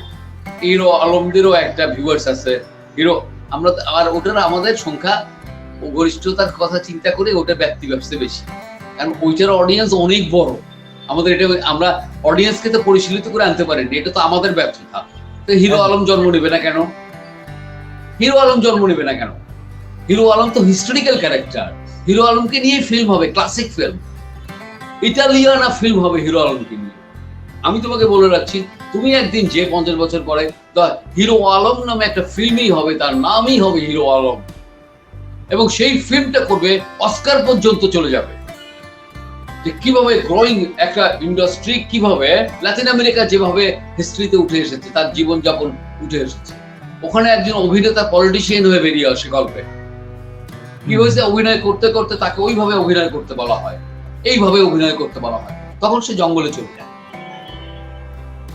জঙ্গলে চলে যায় মিলিশিয়াদের সঙ্গে, তার স্বাধীনতা, সে বলে যে এই স্বাধীনতাটা তুমি পেলে আমি কি এই অভিনয়টা করতে পারবো? বলে হ্যাঁ, তুমি এইভাবে অভিনয় করতে পারবো। এটা বলে সবাই, এটা বলে। এটা 1876 সালের অভিনয় নিয়ন্ত্রণ আইন বাতিল হয়েছে। কোথায় অভিনয় নিয়ন্ত্রণ আইন বাতিল হয়েছে? এখানে অ্যাক্টর আন্ডার দ্য ল। ডাইরেক্টরের আগে, স্ক্রিপ্ট রাইটারের আগে ল ভাবা শেষ অ্যাক্টরের, যে এইখানে এটা করা যাবে না, এইখানে এটা করা যাবে না, এইখানে এটা করবো না, এখানে করবো না। স্ক্রিপ্ট রাইটারও কয় না এটা কইন না, ওটা কইন না, এটা কইন না, নানা অব্লিগেশন, নানা ল। সো অ্যাক্টর যদি আন্ডার দ্য ল হয়, আমার কথা শোন ভালো করে, এই যে তোমার ওয়েব সিরিজের কথা বলছিলে, তুমি web series under the law, তুমি এখন একটা ওয়েব সিরিজ মানে তুমি একটা ব্লু প্রিন্ট বানায় জোড়া দিলে একটা ওয়েব সিরিজ হয়ে যাবে নাকি? এটা তো ওয়েব সিরিজ হবে না। আমি 4টা বেড সিন, 2টা চুমা, 4টা ধাক্কা ধাক্কি দিলেই তো ওয়েব সিরিজ হবে না। তোমাকে এটা কে বলেছে? তোমার এই ওয়েব সিরিজ বন্ধ করার জন্যই এটা একটা চক্রান্ত, যে চক্রান্তটা হচ্ছে টাকা দিয়েই করা হয়েছে, এবং আগামীতে আরো হবে। দারুণ দারুণ বুঝছেন দাদা। এইটা হচ্ছে একটা কনস্পিরেসির মধ্যে তুমি পড়ে গেছো। তুমি 17 লাখ দেওয়া হয়েছে তোমাকে, যা একটি বাংলাদেশ টেলিভিশন চ্যানেল তোমাকে দিত 8 লাখ টাকা, কিংবা 2 লাখ টাকা, কিংবা 2,80,000 টাকা, সেটা আর একজন দিছে তোমাকে 10 লাখ, 17 লাখ, 18 লাখ। 18 লাখও তো ফিল্ম হয় না ভাই। তুমি ফিল্ম কন্টেন্টে বানাইছো, তুমি কি করছো? 4টা গুন্ডা, 5টা সানগ্লাস, 6টা পিস্তল, ঠিক আছে, নিয়ে তুমি একটা কন্টেন্ট সাজায় ফেলেছো। তুমি তোমার বেবি তোমার ড্রয়িং রুমে পিস্তল নিয়ে খেলতেছে, তুমি ভাবতেছো আমার বেটা তো মজার ফাইটার হয়ে গেছে, একদম সালমান খানের মতো ওয়ালে। তুমি যাওয়ার পর তোমাকে বেটা সম্পর্কে ব্যাখ্যা দিচ্ছে বাবা, জানি না যে সারাদিনই গুলি ফুটায়। ওর ব্যাখ্যা শোনার পর আমার হাসি পায়। তোমার বাচ্চাটাই সারাদিনই বই নাড়াচাড়া করে, তুমি এটা কও না। তুমি কও হচ্ছে কি, এই আমার ছেলে তো, আপনি জানেন ওর জন্য আমার পাগল হয়ে অনলাইনে, ওর জন্য পিস্তল কিনতে কিনতে আমি পাগল হয়ে গেছি। কেন?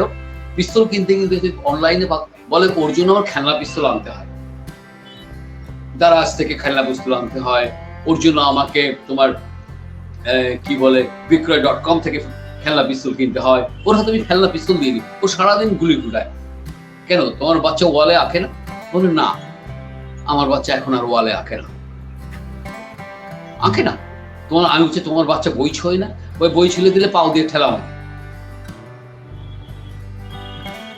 ও গাড়ি চায়, প্লাস্টিকের গাড়ি, যেটা ওর ভিতরে ড্রিম তৈরি করবে।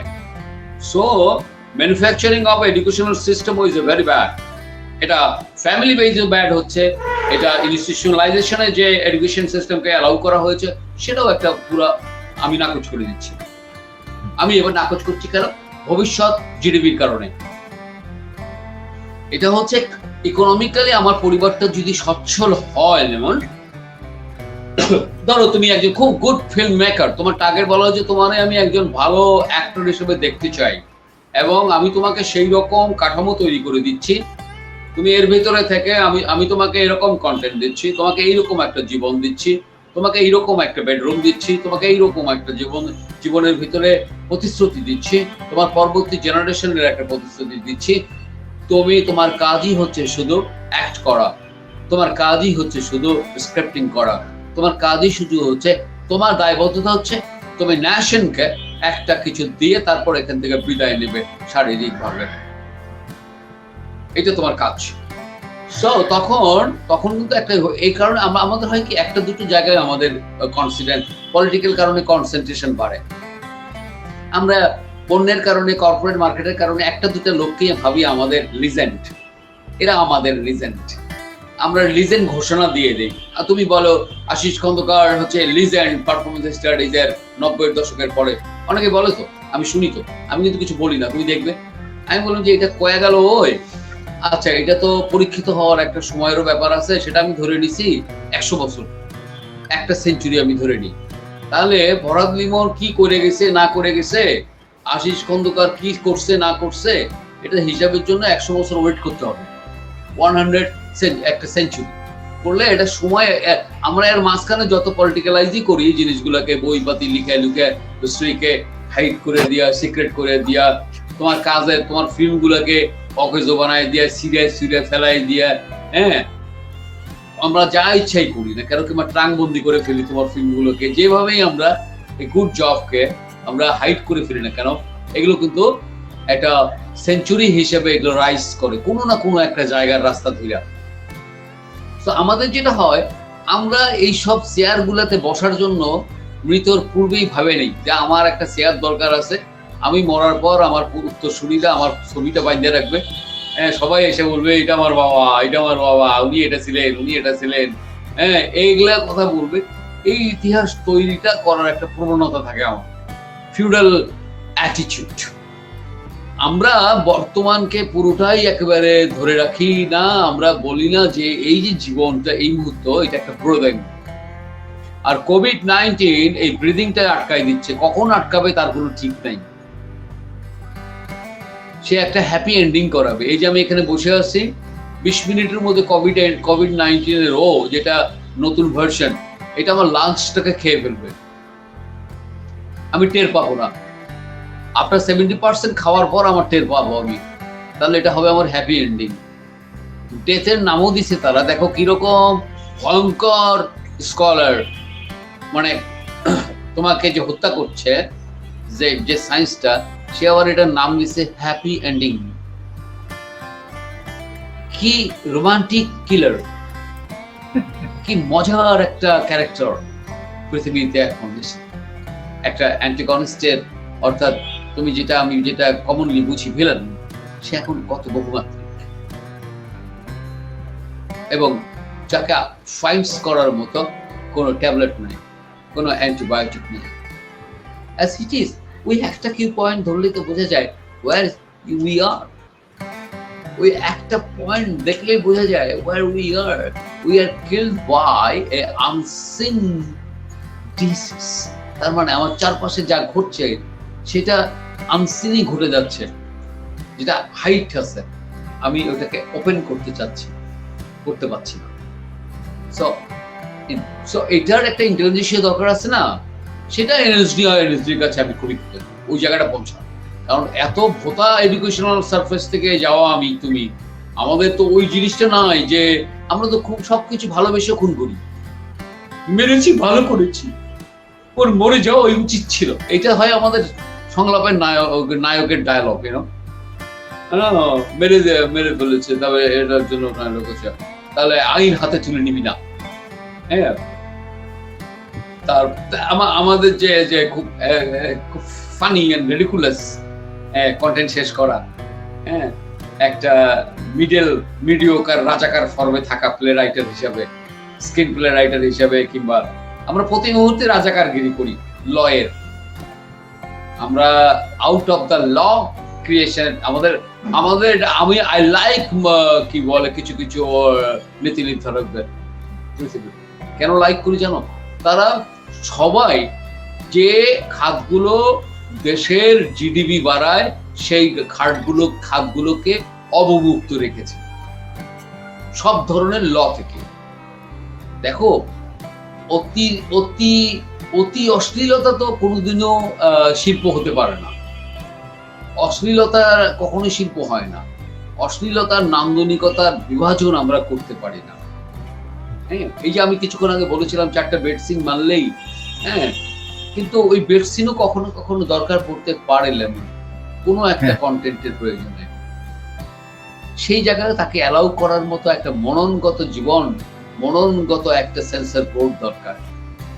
যারা এটাকে অ্যালাউ করে তারা ভাবে যে এটা করলে তো আমার মানুষজন নোংরা হয়ে যাবে, অশ্লীল হয়ে যাবে, তারা তো এখানে হুজুরুরা খেপে যাবে না, কখনোই না।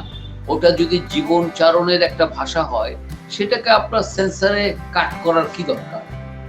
ওটা যে আপনার জিডিপি দিবে, ওটা যে ওর সত্যতা, ওর যথার্থতা তৈরি হয়েছে, সেটা থেকে যে আপনার ফিল্মটার জিডিপি দিবে, এটা আপনার মাথায় থাকে না কেন?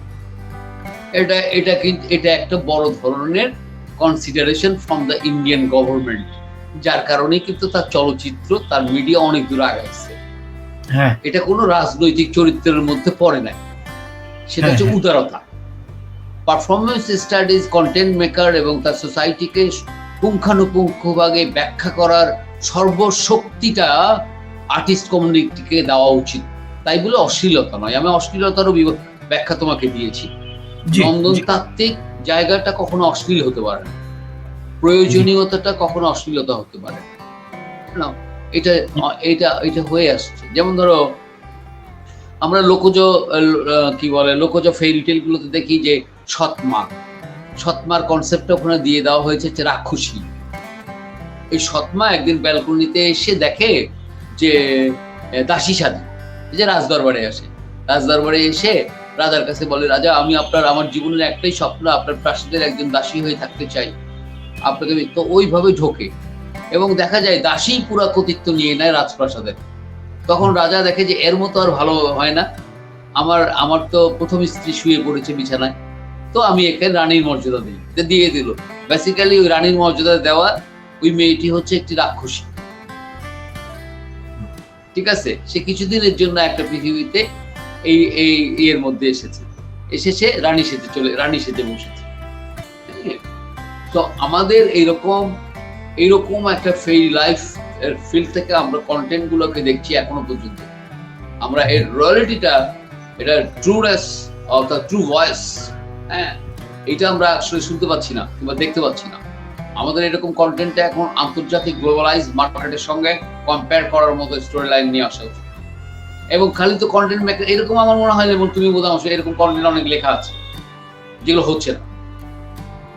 এটা অনেক লেখা হয়েছে এরকম কন্টেন্ট যেটা ওই বাজারে ওই জায়গা পর্যন্ত পৌঁছতে পারে, কিন্তু এগুলো বাজারে আসছে না, কিংবা এটা সেই রকম জায়গায় যেতে পারছে না, কিংবা এটা প্রডিউসারটা নাই, হ্যাঁ, আর এই মেকারটাও কম ভাঙা, ওই শুধু একটা ক্লাসিক স্ক্রিপ্ট নিয়ে ঘুরে বেড়াচ্ছে রাস্তা দিয়ে, হ্যাঁ, এবং ওর জায়গা হচ্ছে না, হ্যাঁ। ও পাইপলাইন না, তুমি আমি ওকে চিনি, কিন্তু পাইপলাইনে আসছে, আমি তুমি যখন ওকে চিনি তার মানে পাইপলাইনে, কিন্তু ওই পাইপলাইনটা যা আগামীতে আরো থাকবে বলে আমার মনে হয় না। কারণ আমার একটা খুব সূক্ষ্ম একটা ইয়ে হয়েছে যে এখানে আসলে পলিসিগত ব্যাপারটার মাঝে এখানে ব্যক্তিগতভাবে যারা এইসব ক্ষমতাগুলোর কিংবা আন্তর্জাতিক সহযোগিতার রাষ্ট্রগুলোর কি বলে সরাসরি ইয়ের সঙ্গে জড়িত, মানে এগুলো পরিচালনা করার মার্কেটটাকে তাদের মতো করে, মানে এটা ফ্রান্সিস হয়ে গেছে আমাদের ইন্ডাস্ট্রি, মানে এটা বাইরে থেকে চলছে। এটা এখান থেকে যেটা যাদেরকে আমরা দেখছি চালাচ্ছে, এরা সব হচ্ছে কালচারাল ব্রোকার। এরা বেসিক্যালি এটা আমরা 47 থেকেই দেখে আসছি, এটা আমরা ক্ষমতা হস্তান্তরগত জায়গা থেকেও আমরা দেখে আসছি। এটা যে আমাদের এখানে যারা আমাদেরকে চালায়, এরা আসলে আমাদের কেউ না, এরা বাইরে থেকে আসা। এদেরকে এখানে সেটেল করা হয়, মানে কানাডা যেভাবে সেটেলমেন্ট হচ্ছে, সেটেল করাই দিয়ে এদেরকে বসায় দেওয়া হয় যে তুমি এখন এই মহাবেশ কানাডা দেখাশোনা করো, হ্যাঁ, তুমি এখন কি বলে আমার আমরা যেমন যারা আমরা এগ্রিকালচার সোসাইটি বেস ছিলাম না এক সময়, আমার বাপ দাদারা, আমাদের জমি জমাগুলো তখন তারা নিজেরাই চাষ করত। এখন আমরা কিন্তু আমাদের জেনারেশন এগুলো করি না, আমরা এগুলো বর্গা দিয়ে চোরেরা লুটে লাপটে প্যাপটে খাওয়া যায়, তোমাকে 7 মণ ধান একদিকে, আপনি 8 মণ পাবেন একদিকে, ঠিক আছে? এই ধানটা আবার সে একটা ইমোশনাল এক্সপ্লয়েট করে তোমাকে, সে নিজেই সেদ্ধ করে, নিজেই এটা চালটা করে, এটা করে 2,000 টাকার নোট একটা লোককে দিয়ে সে তোমাকে ঢাকা শহরে পাঠায়। এই হচ্ছে তোমার পৈতৃক পরিচয়, যে তুমি এখনো বাড়ির ঘরের ভাত খাও। আমাদের আমরা এইটা কিন্তু সব জায়গায়, আমাদের সব সেক্টরে এইরকম একটা জায়গা তৈরি হয়েছে। কেমিক্যাল সেক্টরে তৈরি হয়েছে, বৃহৎ শিল্পকলগুলোর ক্ষেত্রে তৈরি হয়েছে, যে এটার ইন্ডিপেন্ডেন্ট অংশীদারিত্ব, রাষ্ট্র দ্বারা পরিচালিত, কিংবা রাষ্ট্রের যে মানুষগুলোকে আমরা দেখছি যে লাইসেন্সের আন্ডারে আমরা দেখছি, আসলে পুঁজিটা তার না, পুঁজিটা আসছে একটা বৃহৎ একটা অন্য একটা জায়গা থেকে, অন্যরকম একটা কায়দা বিজনেস থেকে, যেখানে তার আয় আরো বেশি,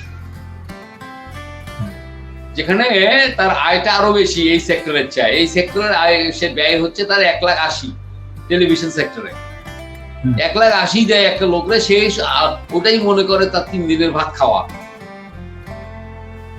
1,80,000 টাকায় পৃথিবীর কোন কন্টেন্ট হইতে পারে? এটা এটা এটা এটা কোনো একটা বাজেট একটা টেলিভিশন এন্টারটেইনমেন্টের জন্য? কিংবা 30 লাখ, 40 লাখ, 50 লাখ টাকা এটা কোনো বাজেট হতে পারে একটা ফিল্মের জন্য? না। যদি বাজেটটা অ্যাভেলেবল হয় তাহলে এটা বাজেট হতে পারে না। কিন্তু তোমার তো এটা অ্যাভেলেবল। তুমি চাচ্ছ 1 কোটি টাকা ইনকাম করে তুমি আরো 4টা বিজনেস ওপেন করবা তোমার এই ফিল্ম প্রোডাকশন হাউসের কি বলে ছত্রছায়ায়, তার তার পিছনের ইয়েটাতে। হ্যাঁ, তোমার তো এখন অফিস লাগে 2টা, একটা পিছনে একটা সামনে। কারণ ওখানে তোমার অফিসের অফিস হয় একটা, ডিল হয় একটা, আর পিছনে অফিস হয় একটা, ডিল হয় আর একটা, আবার ওখান থেকে আবার আর একটা রাস্তা দিয়ে আর একটা ডিল হয়। বহুমাত্রিক হয়ে যায় একটা জায়গা। এত মুনাফা করলে তো আর কি বলে ইন্ডাস্ট্রি দাঁড়াবে না। ওটা হবে আপনার খালি এন্টারটেইনমেন্ট হবে। হ্যাঁ, আমার এত বড় একটা ইন্ডাস্ট্রি তো আমি আপনার এন্টারটেইনমেন্টের জন্য তৈরি করতে চাইব না। আপনি যেটা করছেন, যে জায়গা থেকে টাকাটা নিয়ে এসে আপনি আমাকে দিচ্ছেন, ওই ইন্ডাস্ট্রিটার মতোই আমার ইন্ডাস্ট্রিটার ওজন আছে। কেন ভাবছেন যে এটা শুধু একটা এমনি কি বলে দানে দাস্তাগির হাতেম তাই? আপনি হাতেম তাই হবেন কেন? আপনি বিশেষ একটা পারপাসে টাকা ঢালছেন এখানে। আমার ইন্ডাস্ট্রিটা তো ওই বিশেষ পারপাসে আলাদা একটা মাধ্যম হতে পারে না। এটা একটা ইন্ডিপেন্ডেন্ট মাধ্যম। এখান থেকে আনুষ্ঠানিকভাবে এবং চোখে আঙ্গুল দাগা বলে এটাকে, যে চোখে দিয়ে আঙ্গুল দিয়ে দেখান দাদা, ব্যাপারটা এরকম। চোখে আঙ্গুল দাদা দিয়ে দেখিয়ে দেওয়ার মতো একটা ইন্ডিপেন্ডেন্ট ইন্ডাস্ট্রি। আপনি কোটি কোটি টাকা ভুতুড়কি দিচ্ছেন কৃষি খাতে, আপনি কোটি কোটি টাকা নন ফার্টিলাইজারিং খাতে, আপনি ব্রিজ করে ফেলছেন একটা। আপনি কদিন পর ইউটিউবে লুঙ্গি পরা মানুষ চলবে, চুলকাইতে অনেকগুলো চুলকানি নিয়ে চুলকাইতে তোমার একটা কম্পিউটারাইজ ট্রেনের মধ্যে বসা ওই লোকটাকে দেখে সারফেসের সাথে অ্যাডেড হওয়ার একটা তো ব্যাপার আছে নাকি না? আমি একটা কোরিয়ানদের যে এগ্রিকালচার লাইফ আর ওদের যে আরবান লাইফ, দুটো কি একরকম? দুটোর কালার এন্ড টেক্সচার কি এক? তোমারটা এখানে হবে কি জানো? কন্ট্রাস্ট। তোমার একটা computer tube line of train থাকবে, ওর ভিতরে কতগুলো লুঙ্গি পরা মানুষ। ঠিক আছে? তোমার মনে হবে না যে টিউবটাকে কাজে লাগানো যাইতে পারে একটা ফিল্ম বানানোর ক্ষেত্রে? তুমি তখন ওইটার ভিতরে লুঙ্গি পরা, ওইটা তোমার রিয়েলিটি লোকগুলোকে সরাই দিতে হয়।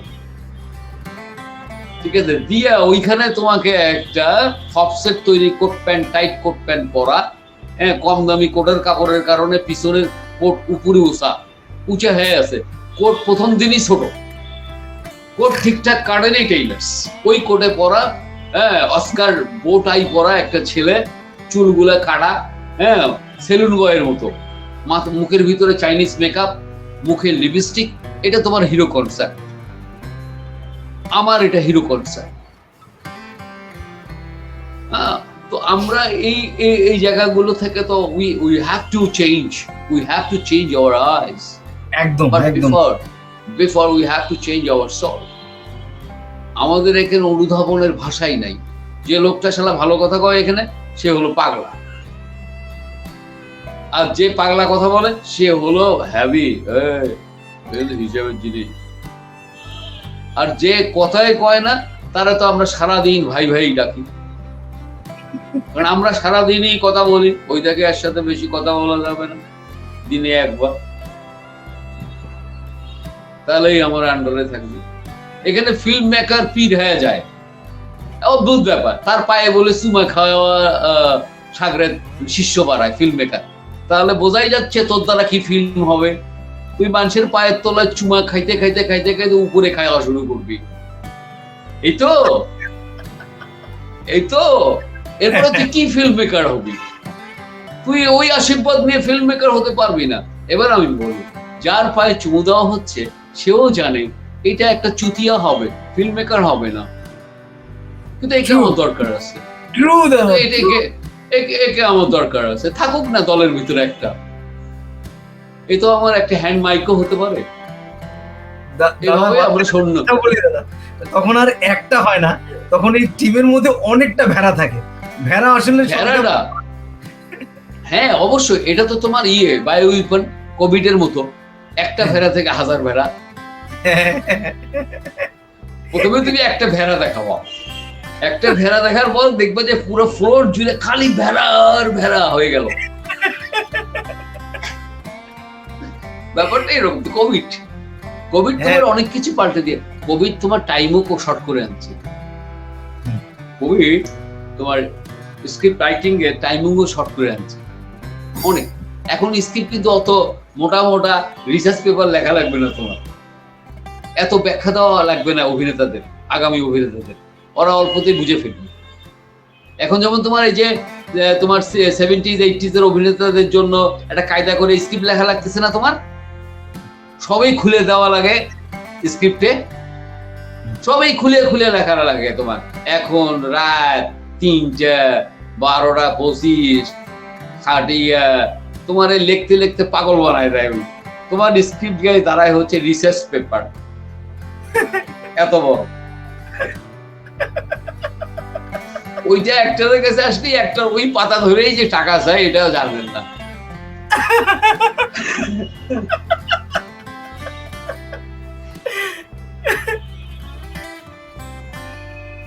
দাদা এনএসডি নিয়ে একটু আমাদেরকে বলেন। এনএসডি টাইমে আপনার I wasn't very happy. I wasn't very happy. আমার লাইফেরই একটা বড় টার্নিং পয়েন্ট। ওই অতীতের কথা বলো তো, হ্যাঁ আমি পৃথিবীর আমি আত্মপ্রচারে একদমই, তোমরা জানো এটা, আমাকে অবজার্ভ করেছো নিশ্চয়ই, 20 বছরের উপরে হবে তোমার সাথে আমার পরিচয়। জি দাদা হবেই, হ্যাঁ জি। তো আমাকে অবজার্ভ করার সুযোগ হয়েছে, হ্যাঁ দূর থেকে হোক, সেটা হচ্ছে যে আমি I am very lucky artist বলবো আমি।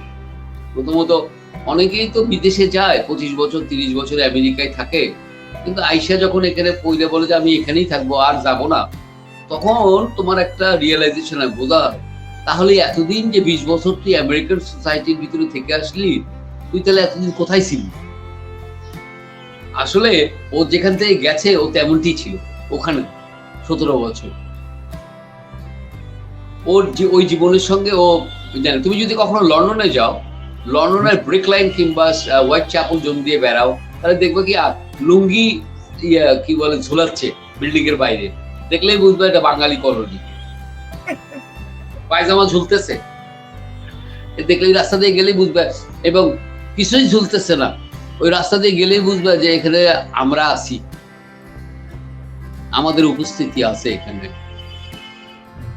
সো এটার একটা বড় একটা এই আছে যে তোমার ট্রাভেলিংই তোমার মূল সাংস্কৃতিক পরিবর্তন কিংবা মানসিক পরিবর্তন কিংবা তোমার প্রেজেন্টেশন পরিবর্তন হবে তাও না।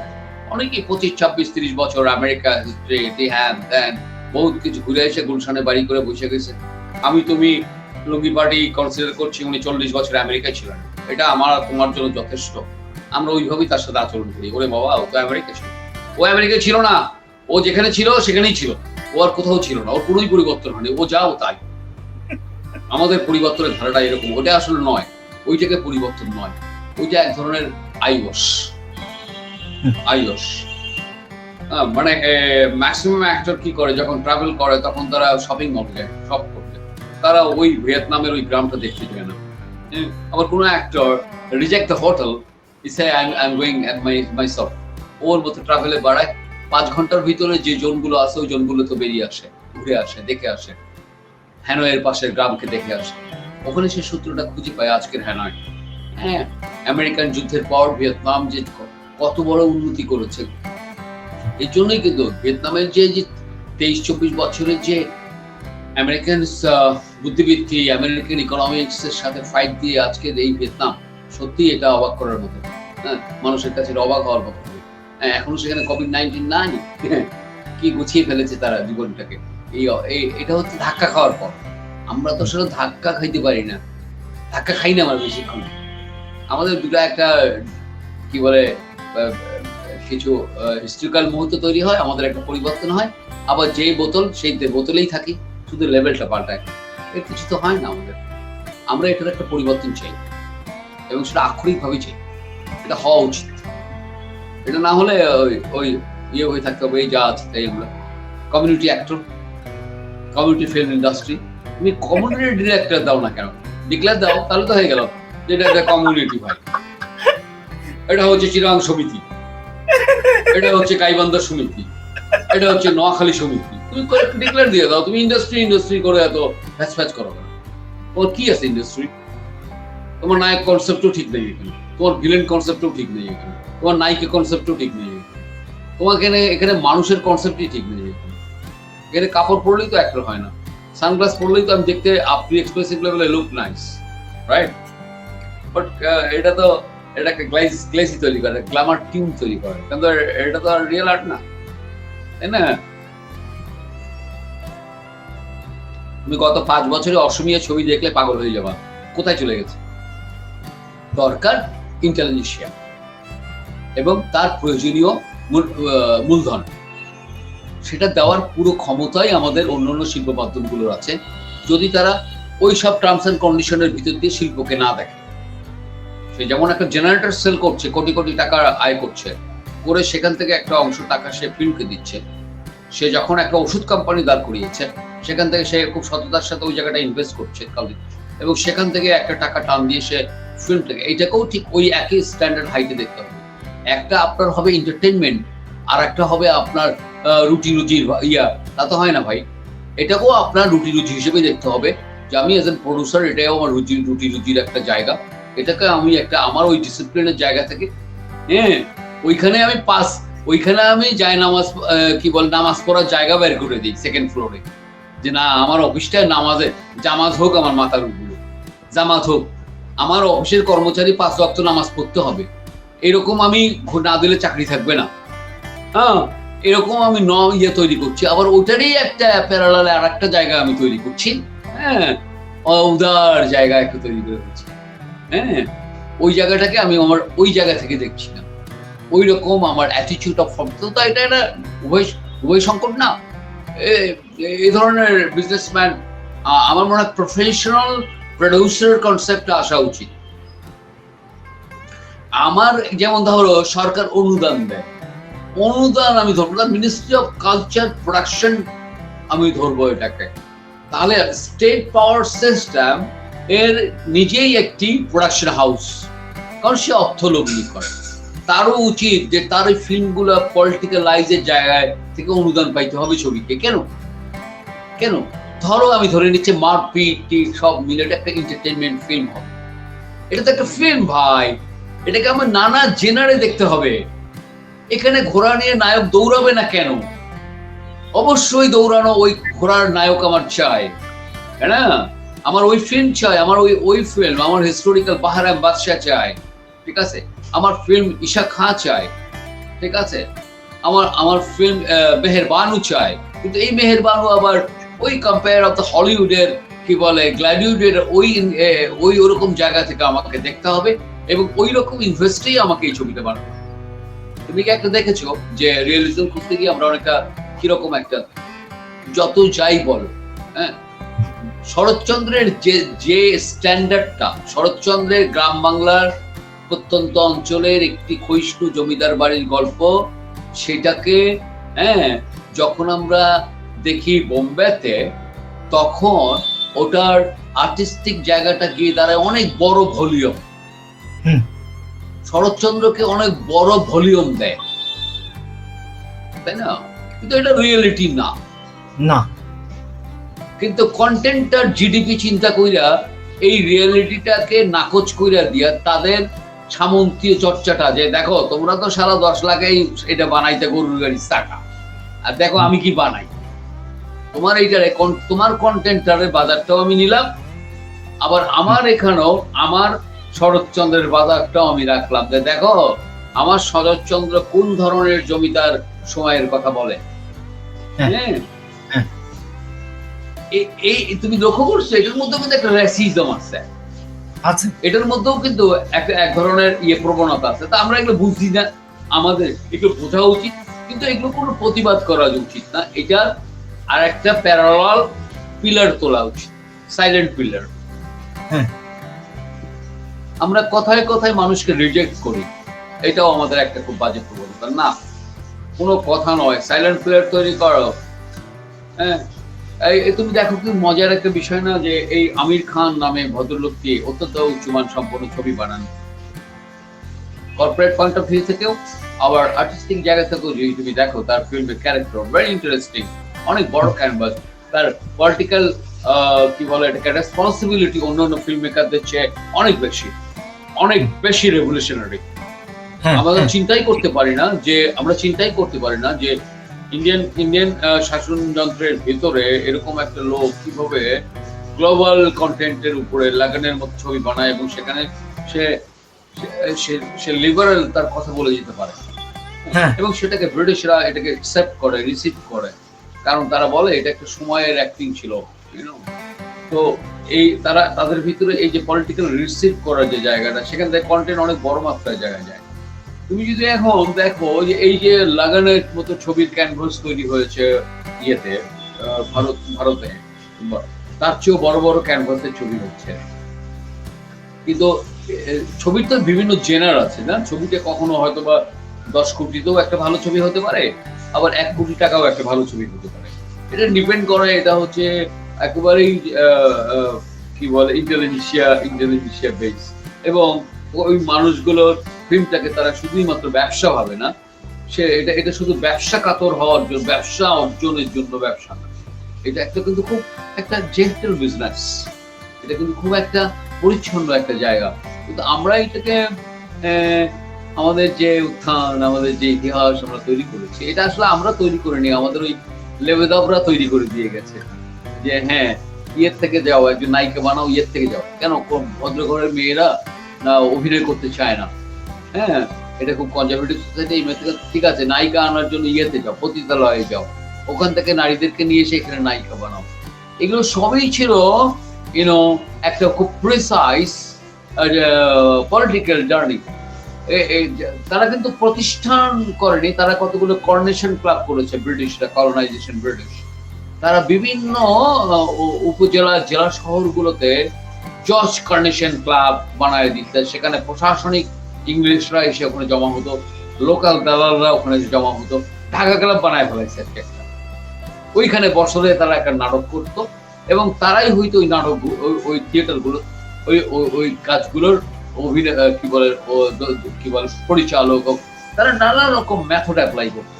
হ্যাঁ, একজন অভিনেত্রী করার ক্ষেত্রে, হার্ন করার ক্ষেত্রে, কিংবা একজন অভিনেতাকে হার্ন করার ক্ষেত্রে, সেই জায়গাগুলোতে যেভাবে আমরা একটা নন ইন্ডাস্ট্রিয়ালাইজড একটা background of the film of art performance studies এর যে ইতিহাসটা আমরা তৈরি করেছি, সেটাকে এখন তো ক্লোজ ডোর করা উচিত।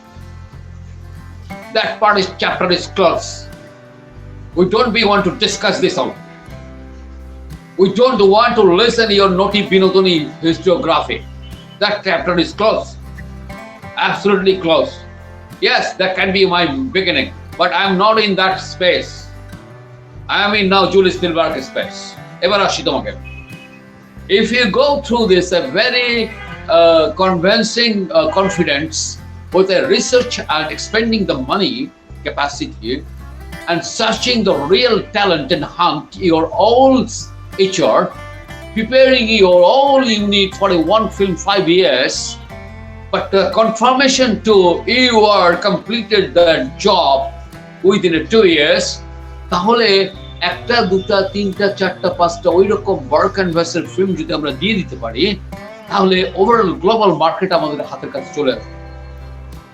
আমি তোকে বলেছি যে এইরকম একটা গ্লোবাল মার্কেটে বারবার ফিল্ম চলে যাচ্ছে, তুমি একটু জাস্ট খোঁজ নিয়ে দেখো, তারা কিন্তু এই ঝঞ্ঝার ভিতরেই, এইরকম একটা পলিটিক্যাল ক্রাইসিসের ভিতরেই, তুমি ভুটানের খবর নিয়ে দেখো, তুমি ইন্দোনেশিয়ার খবর নিয়ে দেখো তারা কিভাবে। কিন্তু আমাদের এখানে যেটা হচ্ছে, আমরা এখানে সব লক করে দিচ্ছি।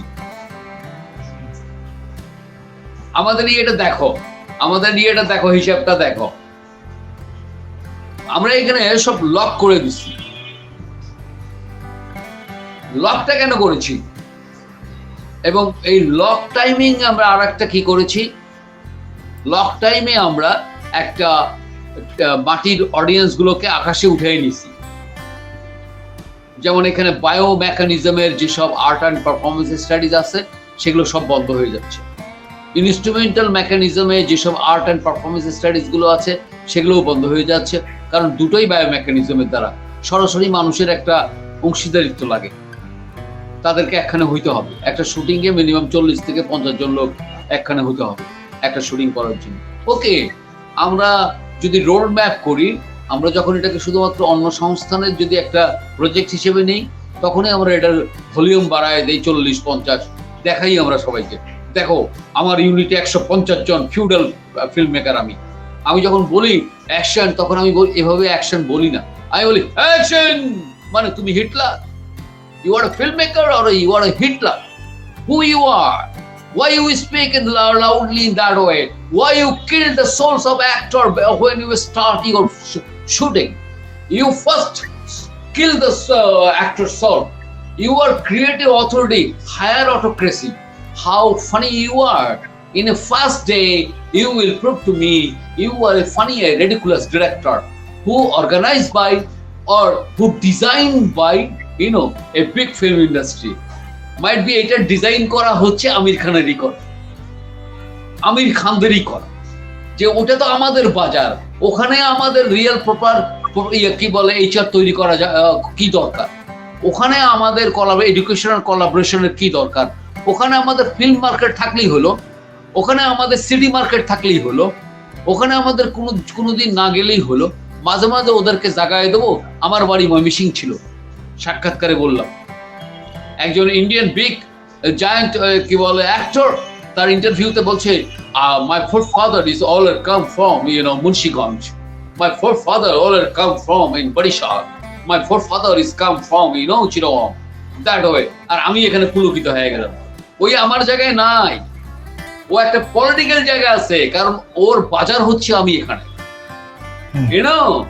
আমরা ওকে, ও যদি ঢাকায় আসে, ওর সঙ্গে মদ খাইতে পারলে আমাদের জীবন সার্থক। আমি that type of native actor হয়ে যাই, কিংবা that type of native producer, that type of native actor.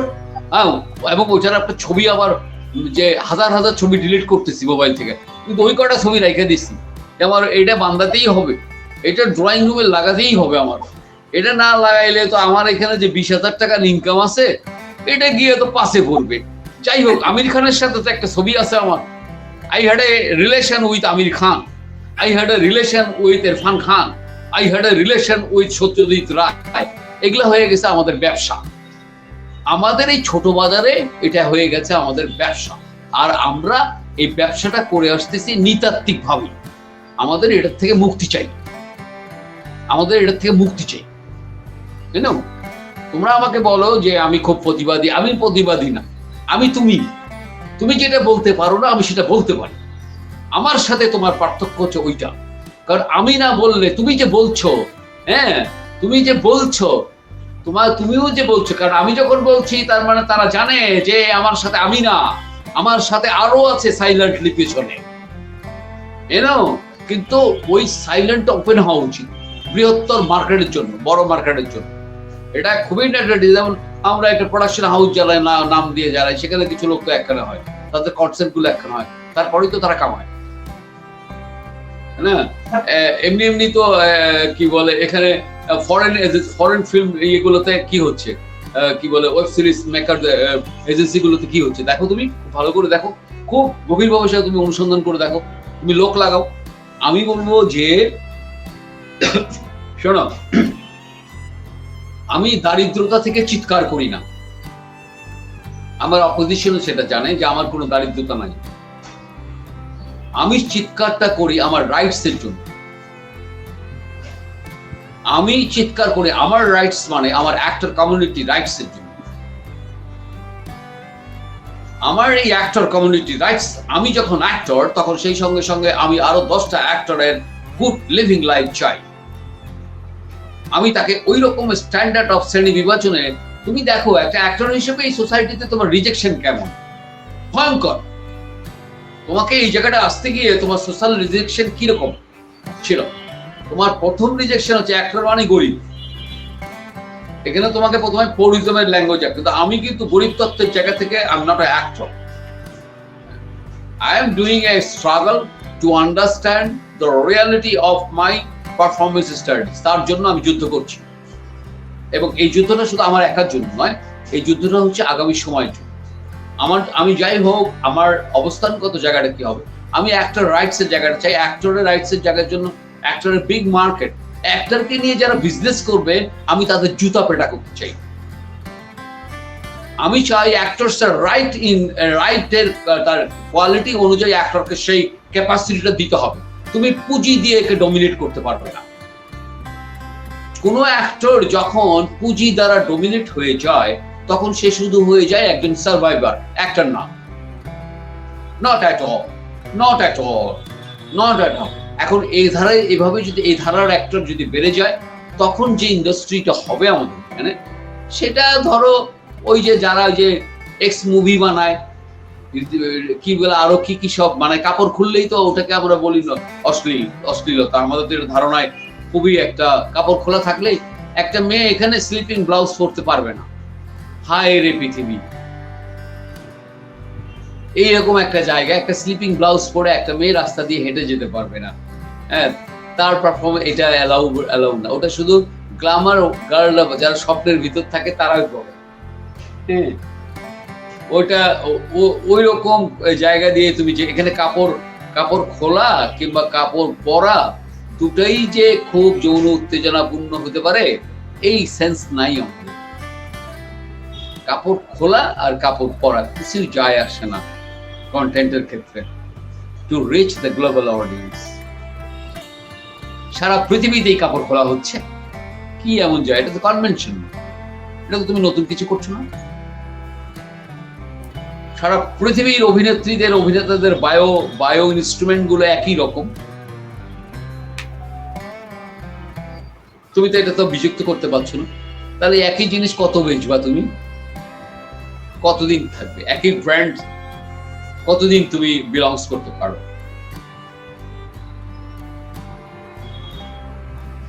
পারো না। একজন আশিস খন্দকার, তিনি শুধুমাত্র মঞ্চের সফল নির্দেশক বা অভিনেতা বা আমাদের যে ভিজুয়াল মিডিয়া সেখানকার অভিনেতা হয়েই তিনি থেমে থাকেননি। তিনি মাঠ পর্যায়ে কাজ করেছেন, তিনি পরিবেশ থিয়েটার নিয়ে কাজ করেছেন, তিনি তার যে থিয়েটার দল দীর্ঘদিন ধরে এটাকে তিনি সচল রেখেছেন, চালিয়ে এসেছেন। Space and acting research centre, এগুলো নিয়ে কাজ করছেন। তিনি এনএসডি থেকে ন্যাশনাল স্কুল অফ ড্রামা থেকে পাশ করে এসেছিলেন। তিনি আশিস খন্দকার, তিনি এতক্ষণ আমাদের পাশেই ছিলেন, সময় দিয়েছেন, আমাদেরকে অনেক রকম অভিজ্ঞতা শুনিয়েছেন। তো দাদাকে ধন্যবাদ আমি জানাবো, এবং আমি আশা করব এতক্ষণ সময় নিয়ে আপনারা যারা এই কথাগুলো শুনেছেন আপনাদের ভালো লেগেছে। আপনারা মন্ত্রমুগ্ধের মতো আমার মতোই হয়তো এই কথাগুলো শুনে বিমোহিত হয়েছেন।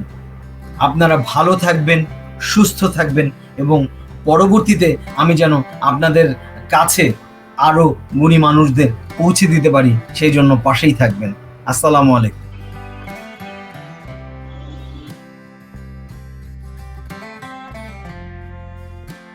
হ্যাঁ, সেটাই আর কি, মানে এটা বাহ, ওরে বাবা, nice to meet with you মামা। বাহ,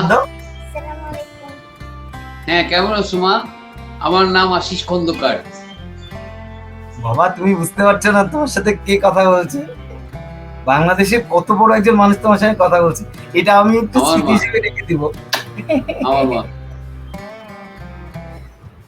মা, তোমার নাম কি? লামিশা। ওকে। কিন্তু দাদা, যে খেলার জায়গা নাই তো এখানে, ঝামেলা তো হচ্ছে ওখানে। অ্যাপার্টমেন্ট বিল্ডিং এ না, কেউ খেলে না, কেউ খেলতে চায় না, সব বাচ্চা বাসায় বসে বসে মোবাইল টিপে টিভি দেখে। আমার বড় ভাইয়ের জন্ম আমার জন্ম ঢাকাতে, মানে আমাদের রামপুরা যে বিল্ডিংটা ছিল ওইখানেই আমার জন্ম। ওইটা তো তোমাদের বাড়ি ছিল না নিজেদের? জি জি ওই, হ্যাঁ হ্যাঁ, ওই ওইটা বাড়িটাতে, ওই বাড়িটাতেই আমি গিয়েছিলাম, রাইট? জি জি জি জি, ওই হ্যাঁ, বাড়িটা আমি গিয়েছিলাম। জি আপনি গিয়েছিলেন দাদা, ওইটা বিক্রি করে দিয়েছি দাদা। কারণ আমি এখন রিয়েল কথা বলছি, আমি কোনো ফিয়ার থেকে বলছি না, আমি আমার কোনো রাজনৈতিক স্ট্যাটাস থেকে বলছি না, আমি আমার পুরো কি বলে অস্তিত্বের জায়গা থেকে বলছি। আমি কোনো রেভলিউশনারি হতে চাচ্ছি না, আমি কোনো নেতাও না, আমি আমার ফিল্ড থেকে কথা বলছি। হ্যাঁ, এটা একটা খুব মজা, কারণ এত বড় বড় কথা বলেও লাভ নেই। আমি আমার যে সোশ্যাল স্ট্যাটাস জায়গাটা আছে সেখান থেকে কথা বলছি। আমার কথা মনে হচ্ছে the road is wrong, the road what we follow that is wrong. আমাদের একটা রোড ম্যাপ করে এটা করতে হবে। আমাদের চিল্লাচিল্লিরও দরকার নাই, প্রতিবাদ প্রতিরোধ ক্ষমতারও দরকার নাই, সমিতিও দরকার পড়ছে না। আমাদের দরকার পড়ছে হচ্ছে আমাদের মিডিয়া পলিসি অ্যান্ড ইন্ডাস্ট্রির যারা, এটা একটা খুব ইম্পর্টেন্ট জায়গা, এখানে যে লোকগুলোকে দেওয়া হয়, বসানো হয়, এরা নিজেরাই দালাল। এখানে আমরা সেই জাতের, সেই স্কলার লোকজনদেরকে আমরা এনগেজ করি না যারা এই ইস্যুগুলো নিয়ে কথা বলতে পারে। তারা যৌথ প্রযোজনার ছবি শুধু মহরত ঘটাই দিতে পারে। কিন্তু আমার এখানে যখন, যেটা এখন খুব দরকার, আমার নিউ কান্ট্রি বলা যেতে পারে, আমার 4-5 দশকের কান্ট্রি, তাহলে নিউ কান্ট্রি তো হবে। আমি তো একটা নিউ বর্ন কান্ট্রি। আমি ধীরে ধীরে ইনফ্রাস্ট্রাকচার বানাচ্ছি এখন। আমার টিউব লাইন এসে যাচ্ছে, ঠিক আছে, আমার ওভারব্রিজ এসে গেছে, আমার তৃণমূল পর্যায়ে এখন মোটামুটি ভাবে টাকা পয়সা লেনদেন ভালোই হয়। শোনো, আমি কিন্তু রুট এরিয়ে আছি, মানুষজন কিন্তু এখানে খুবই ভালো আছে, ভেরি নাইস। ইয়েস, তোমার এমনি এমনি যে কাগজপত্র যদি শুনি যে, যেমন আমি যে অঞ্চলটা আছে এটা হচ্ছে north part of the north Bengal, আমি গাইবান্ধা জোনটাতে আছি। দেখো, আমি হিসাব করে দেখলাম অনেক ট্রাভেলের আশেপাশের অন্য জেলাগুলো আমি লোকালি, ওই আমার একটা পারিবারিক গাড়ি আছে ছোট সিএনজি, এটা আমার মানে আমার রিলেশনের ভিতরেই একটা রিলেশন আছে, ওই এটা চালায় এলো। মানে আমার আত্মীয় শুধু অমিতাভ বচ্চন, এটা তো ঠিক না। আমরা তো ওই ধরনেরই একটা ইয়ের মধ্যে থাকি, তো ও আমাকে খুবই পছন্দ করে। তো ওর সিএনজিটা নেই আমি, হ্যাঁ, ওটা ঘষি, ওটাতে আমার অনেক টাকাও কম লাগে, ওকে শুধু গ্যাস ভরার টাকাটা দিতে হয়।